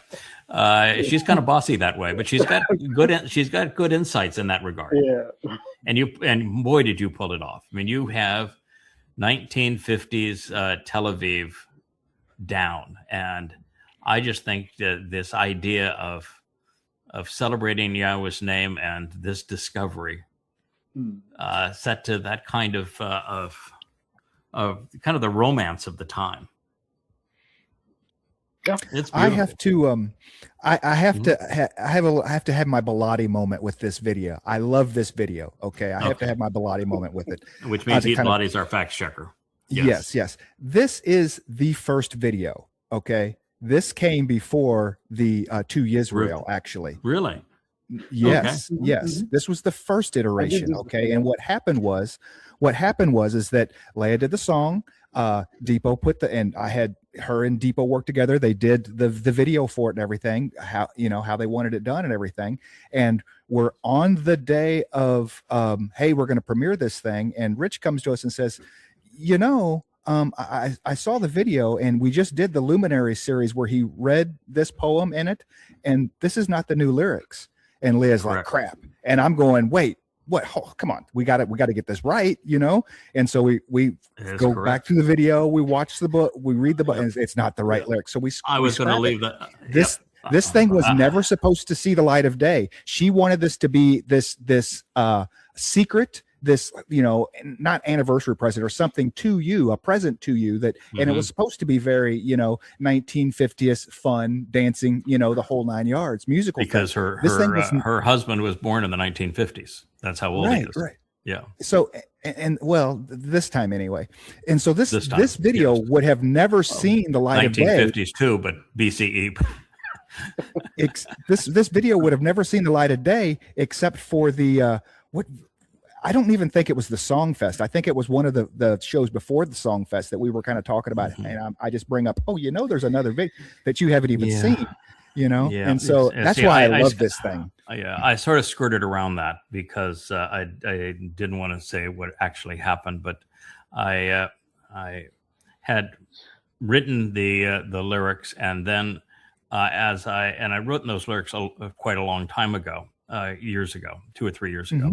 And then I came back through, and I'm doing an edit and for these 3 versions of Coming Home that I'm trying to publish simultaneously. It's 2,000 pages, so it's a lot of material. And I look at the lyrics and I say, I can do better than that. Mm-hmm. I'm going to do better than that. And so I rewrote the lyrics. Mm-hmm. And then I told Leah, I have rewritten these lyrics, and I sent her the file not once, but 3 times, and reminded her 3 times, I've rewritten the lyrics. This is it. But she was, she is she's a focuser. She gets obsessed with what she's doing and draws in the curtains and everything else. And she worked by obsession. And so not once did Leah, I rewrote these lyrics, I think resonate. And so this is another example of a very desirable mistake, a mistake that had wonderful results.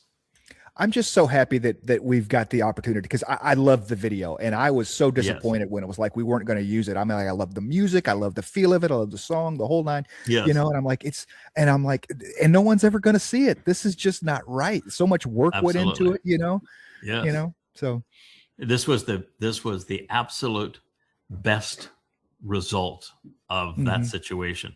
And a matter of fact, if the situation hadn't emerged this way, had the error not been made, we wouldn't have gotten near this result. No. So this is the best of all worlds. Yeah. So that's a pretty good introduction. Let's spin it up.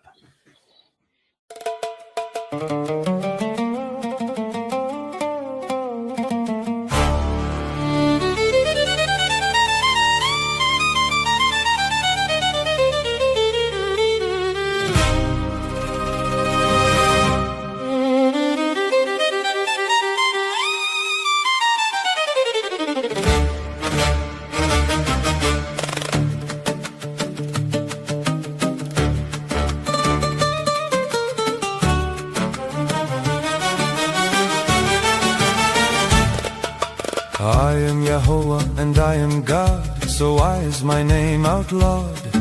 Hashem is an ugly facade, why remain so flawed with this nasty fraud? I offered you kinship, a love and relationship, a partnership, a special fellowship, and your retort was a religious lip. My stories of grain, olives and wine, why do you decline? Worse wine, you could be mine before the deadline. Read the sign, be fine and by design. YAHOWAH is my name, to Israel I came. You denied my acclaim, you fled my flame, you erased my name. I told you everything you needed to glow, revelations to help you grow. My son sowed the seeds, don't you know, and yet you denied him with a crushing blow.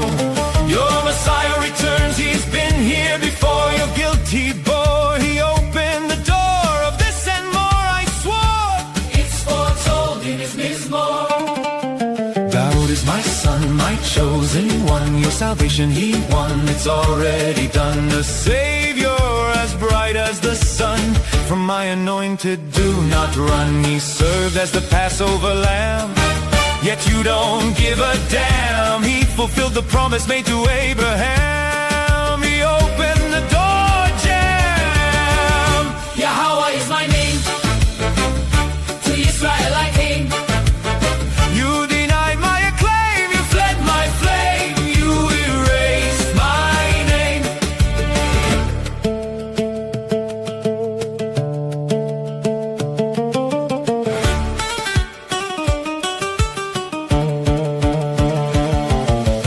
I have always loved you.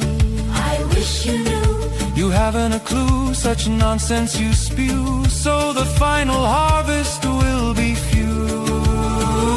The truth was not hidden, it's religion that's forbidden, and now that you are war-ridden, please look at what was written.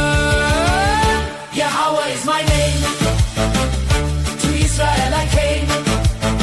You denied my acclaim, you fled my flame, you erased my name. When I was your God and Dowd, Dowd your king, there was a different song to sing. To the goyim you did not cling, you were shielded from their sting. Isolated and hated, you are battered, your dreams are shattered, the nation is tattered. My words have not mattered, it is all there in the Mikrai. There is no reason to have gone astray. They are the way. Join me on Shabuah.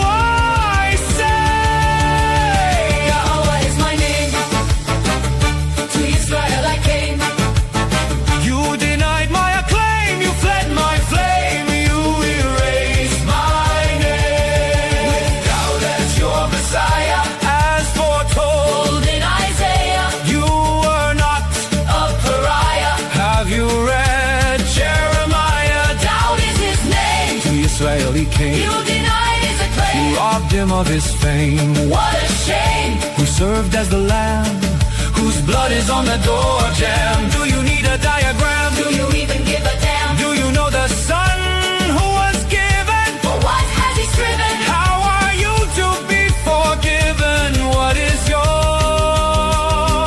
decision? Down is his name. To Israel he came. You denied his acclaim. You robbed him of his fame. Have you no shame?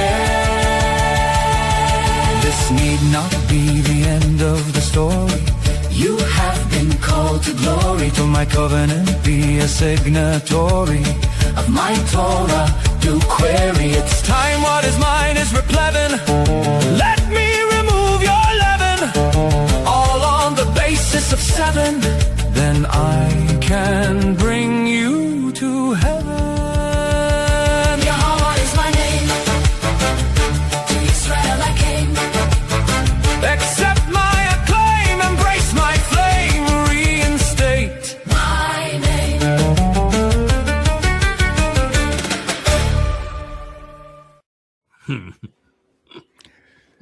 It brings a smile, doesn't it? Love the beat, love the visuals. Oh, nostalgia sometimes really does work. Any additional thoughts on that, Dipo, now that you had a chance to watch it? You got to be pleased with it. No, I like it. It's not like I don't like it. No, of course I like it. I do, but I just kind of prefer the other one because it's more focused on, portraying Yahweh's name. Yes. Yeah, this one is fun, and the other one is serious. Yeah, exactly. Well, the message on both of them is serious. It's just this one, of course, is delivered it's like the Israelites. They were just playing, and God is telling them, everything they needed to know, but they were playing, not really listening, and all that. So that's the message in the other one. So. Yeah. One of the songs we played in a more recent show was one that you did the graphics for. Which one was that, Kevin? The one that Dipo did the graphics for? Yeah, that the visuals for that was in a recent show. Do you recall which one? It might have been this past week's, was it? Past week? Yeah. That's, Zachariah. Zachariah. Mm-hmm. Yeah. Zachariah. That was a collaboration of you and Mariah, right? Mostly you, but with some Mariah. Do you have it available to play? Oh, absolutely, yeah. Let's give it a whirl.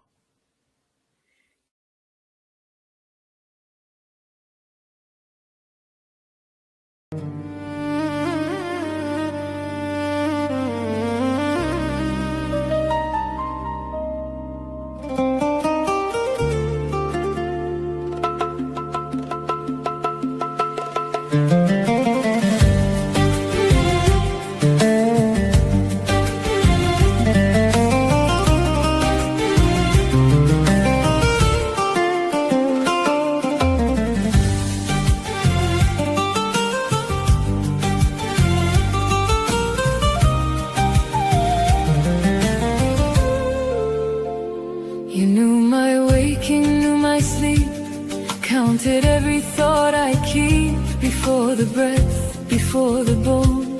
You saw the shape of flesh unknown, wondrous works in secret made. A life you wrote before the day. You split the dark, you spoke the sea, you set the stars on paths for me. You raised the dust, you tuned the flame, and called the broken by our name. The earth still hums from what you've done, and the barren woman stands to sing her song. Oh YAHOWAH, you work so wondrous, clear as dawn and deep as thunder. You hold the night, you wake the soul, you make the lost and shattered whole. Oh YAHOWAH, your ways are true. The earth remembers what you do.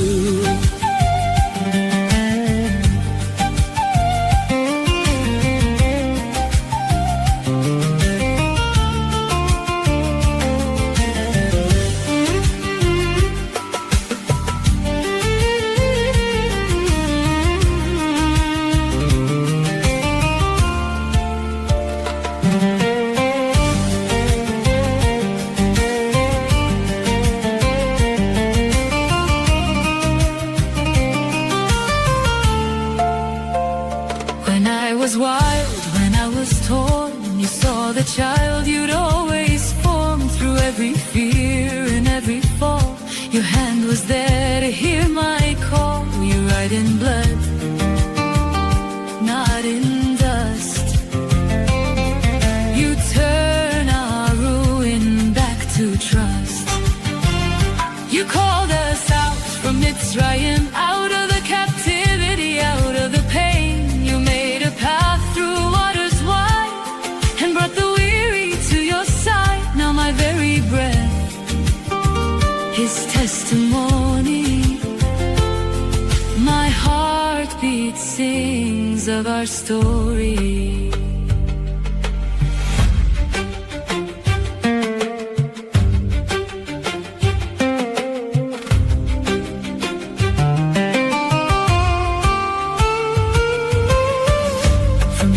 Place to set apart light, from lost to found, from dark to sight. The work you do, the name you bear.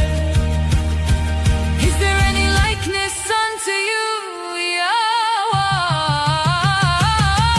YAHOWAH, your work so wondrous, clear as dawn and deep as thunder. You hold the night, you wake the soul, you make the lost and shattered whole. Your ways are true. The remnant will remember what you do.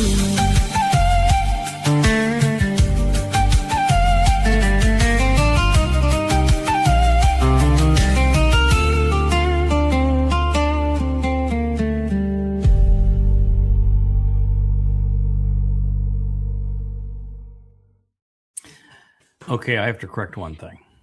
I said that when we're on the Temple Mount, we're talking to the world. I said we're going to be standing there side by side, arm in arm.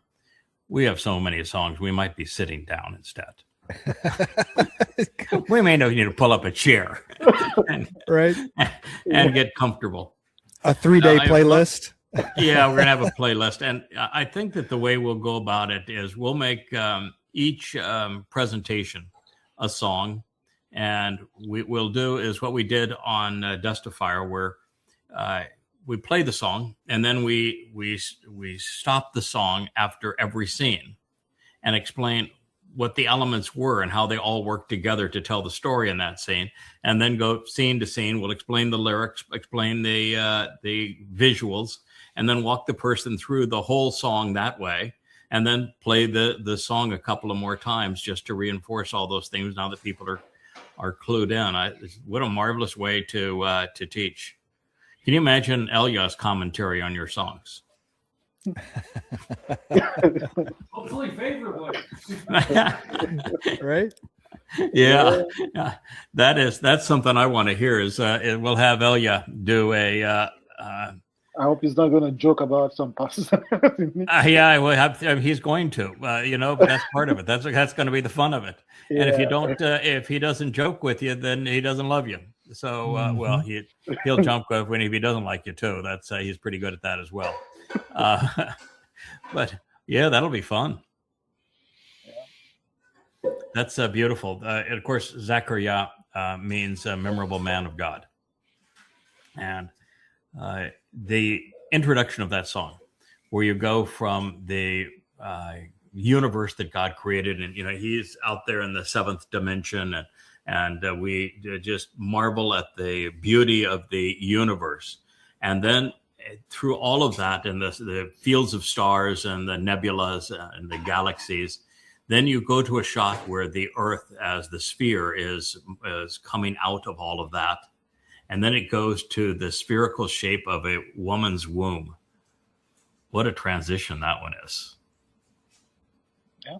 I'm bringing the world into your womb. I'm bringing the universe into your womb. In fact, all of the universe right now, its fate is going to be in your womb. Mm-hmm. Mm-hmm. The song is all about, identifying all these great things, that Yahweh has done. Mm-hmm. So, yeah, that's why you have the transitions like that. And that's it. Sometimes I wonder if we had the same mother. You're remarkable, Dipo. I love you, man.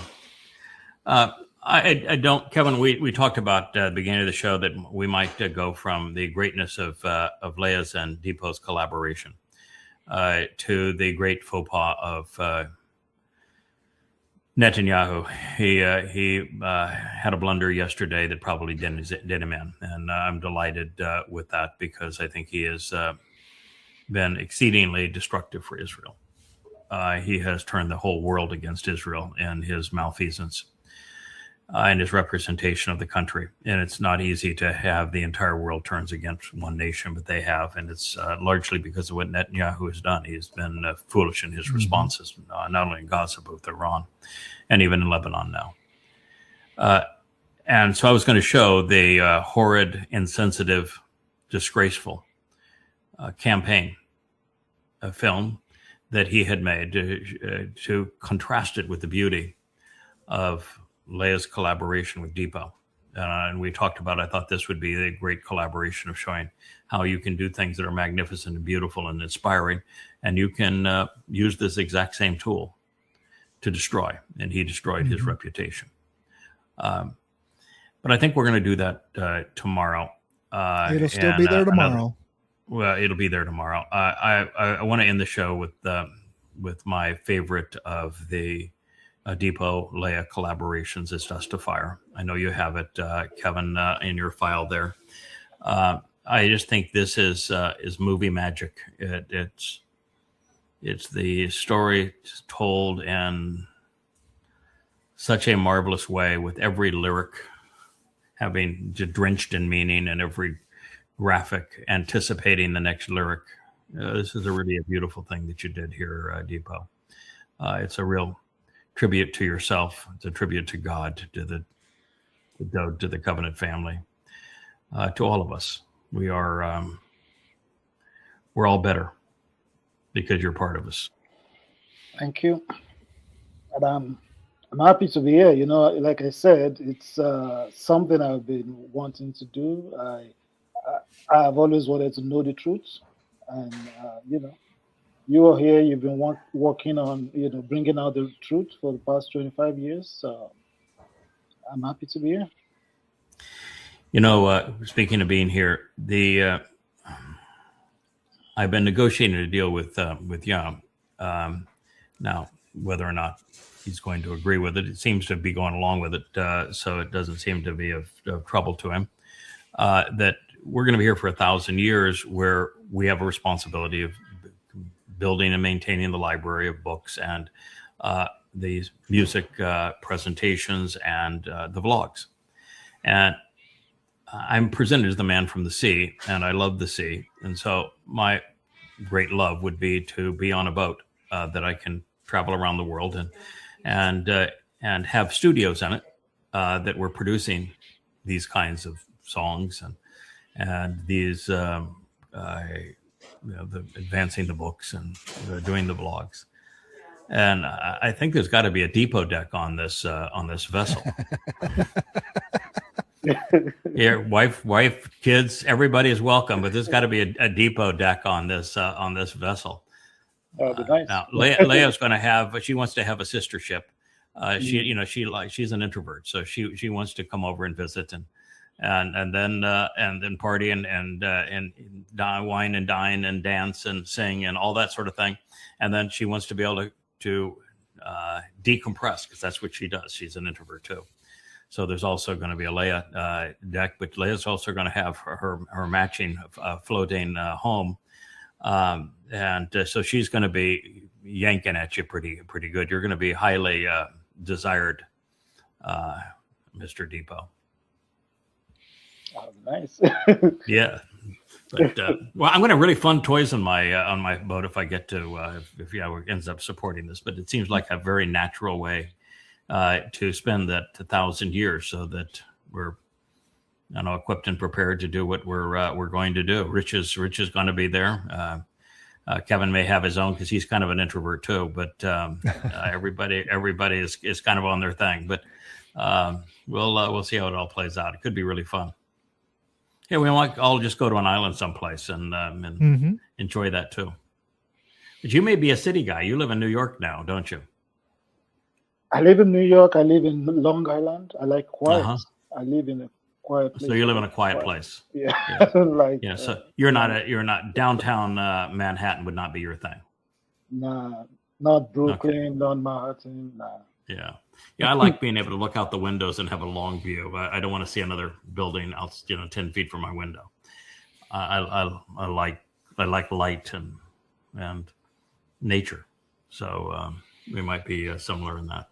So let's talk about nature. This is a story that begins in the alongside the Nile. It isn't well known, but YAHOWAH did not begin his relationship with Noach as a baby and go all in on this baby that he did not know, hoping that it might work out. Moshe was not in his first life when he was put in the Teva. It was at least his second. He was Joseph. He was already experienced dealing with the Egyptians and representing YAHOWAH among the Egyptians and creating a safe place for his people to land in Mitzrayim.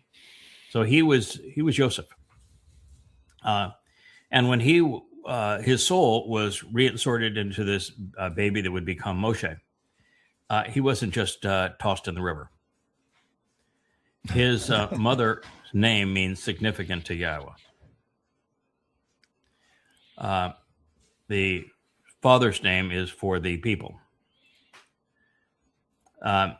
Moshe was not raised by Pharaoh. He was not raised in Pharaoh's household. He was raised by his mother and father.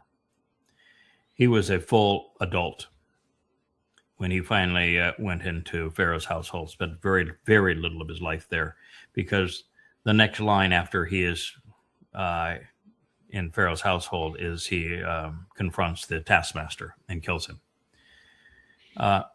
And so he was raised by mother and father. He was given the values that he would need to know to do that job. He was supported in the way that his character would come to the fore. And so Leah may have sensed it, but in one of her 8 lives, she served in that role. We were together in that role. And that narrative of delivering Moshe and protecting Moshe is, when accurately translated, is exceedingly different than how it is portrayed in English Bibles. And the mother, whose name is significant to Yah, it's the same word that YAHOWAH or that Dowd uses when he says, "We're going to ask the Amma if I'm significant." And she is referred to in this story as the Amma. And her name means, yes, she is significant to Yah. So you depict her along the side of the Nile, and she's in slave girl garb.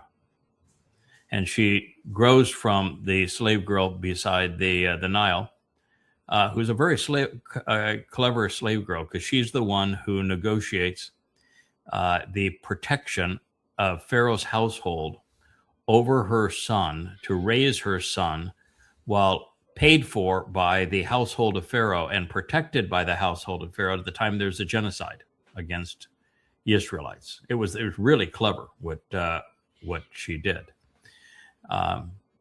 That's why the song is so beautiful starting there. And then it grows as she becomes the Amma protecting her beloved, Dowd. And we move into the what we witness in the last mashal, the word picture. And it's this life where she goes through being Ruth and Dowd's grandmother, great grandmother, and then actually the mother of Dowd. But we're pursuing this woman's life through God's story. So I just think it's a beautiful depiction. I think that your interpretation of the lyrics were theatrical class. I mean, it really theatrical. There's places where the camera pans back and and up, and you're running to the sea, and you see the dust come up from underneath her feet. There are places where the leaf is flowing, because she talks about this leaf that is caught in the wind. There are just when she finally realizes who she is, and she's beside the river Jordan, and she's watching the waters coming up on her face, and the way the sun comes through the olives, and the constant integration of these olives, which are established by Zachariah, the two trees. It's the tree of knowledge and the tree of lives on both sides of the menorah. And that constant reinforcement of those trees. And also she's running to the sea because her husband is of the sea. The whole thing is just gorgeous. Do you have a favorite scene in it?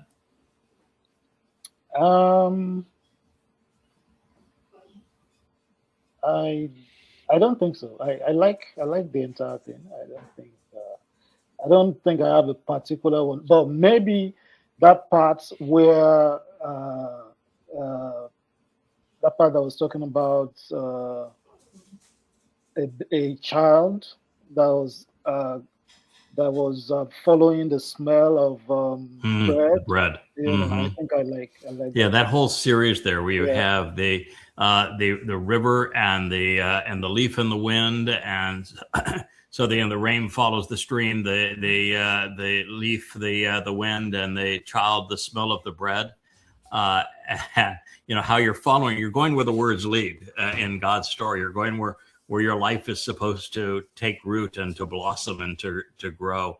Yeah. And that whole series of events is spectacular. But in the entire thing, you know, as she confronts the sages of Israel, and they're all the naysayers, and she's stronger, more beautiful, and wiser than all of them, and she leaves them, and then you see her in this beautiful scene, and she's running through this beautiful garden, just one after another, and then it ends, of course, where she's silhouetted against the sea. You have the camera pull way back, and you see these beautiful cliffs and the bonfire that is the eternal light that will be on Teruah, and this remnant of the people who have come home because of her work.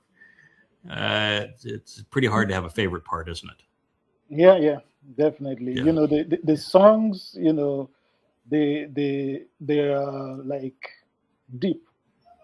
I always tell her that our songs are deep, you know, because when you listen to the songs, you could begin to, you know, link all these things together, and it's difficult to actually pinpoint, you know, one part that you like, because they're all like telling a story. So yeah, that's why I like the whole thing, but you know, they are deep. Mm-hmm. You know, one of the things that this reminds me of is that when Leah created this introduction for this series, and this is the second version of it, because the first one I thought was too lighthearted for what we were doing. And to her credit, rather than Leah throwing things at me and saying, "Yeah, I worked on this very hard. How could you do this? I love this song," and Kevin loved it as well. And I said, "No, it's not going to. We're not going to use that." And then she went to create this one.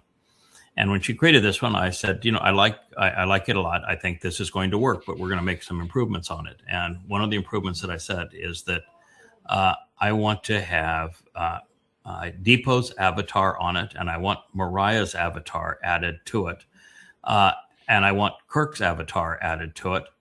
But I don't, and I wanted John, Y to Z John, or younger John. I wanted his avatar added to it. And I said, first of all, I want it to be more inclusive, but it's got to be real.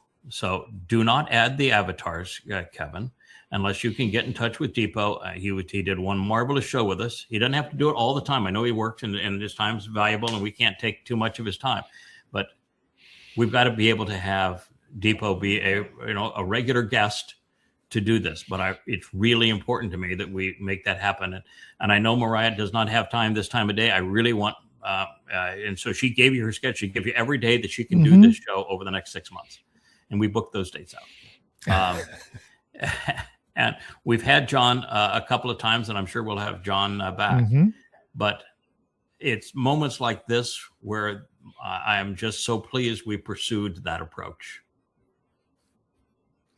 Because we're not complete without you. Seriously, Absolutely. we're just not complete without you. Thank you. There is no we without you. And there is no me without you guys. Well, that's true. I mean, it's mutually beneficial. There's no selfishness in this.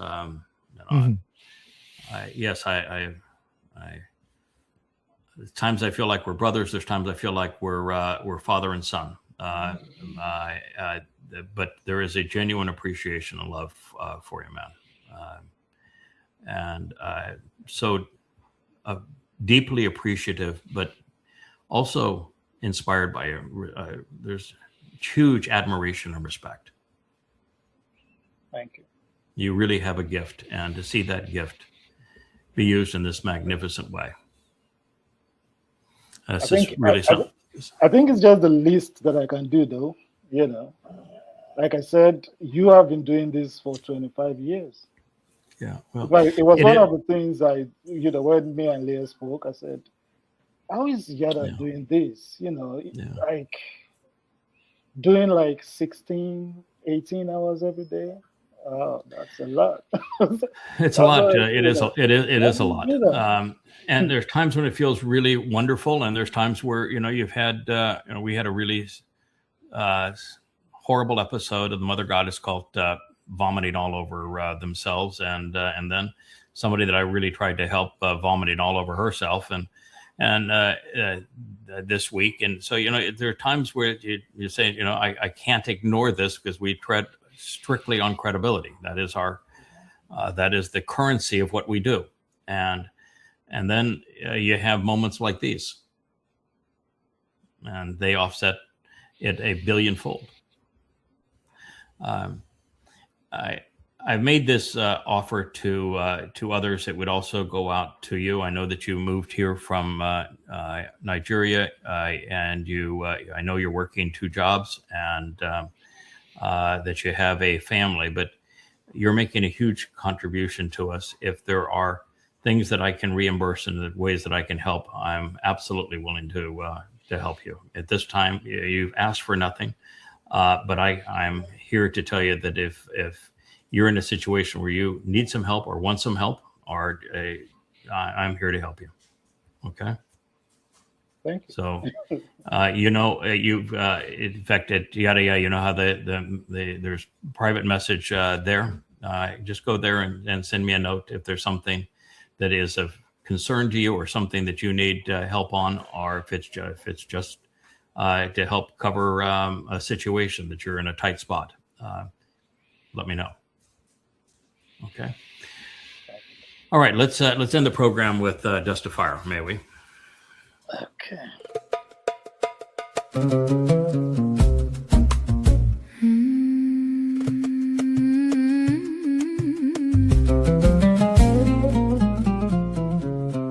Was dust in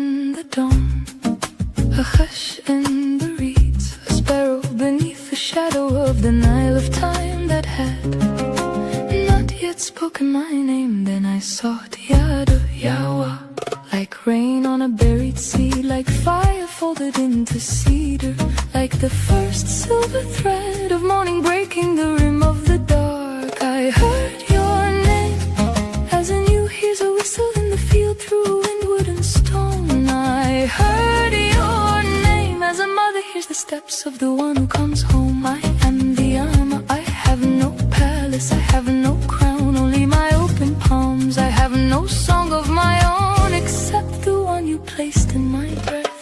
YAHOWAH, you are the well hidden in a wilderness, the lantern in the hollow of the darkest night, the path of dawn laid across the face of the sea. You are the wild wind that wakes the olive tree, the pulse beneath the vineyard soil, the compassion that bends low to lift the ones the world has broken. I turned from the noise of men, from altars of ash and echoes of hay.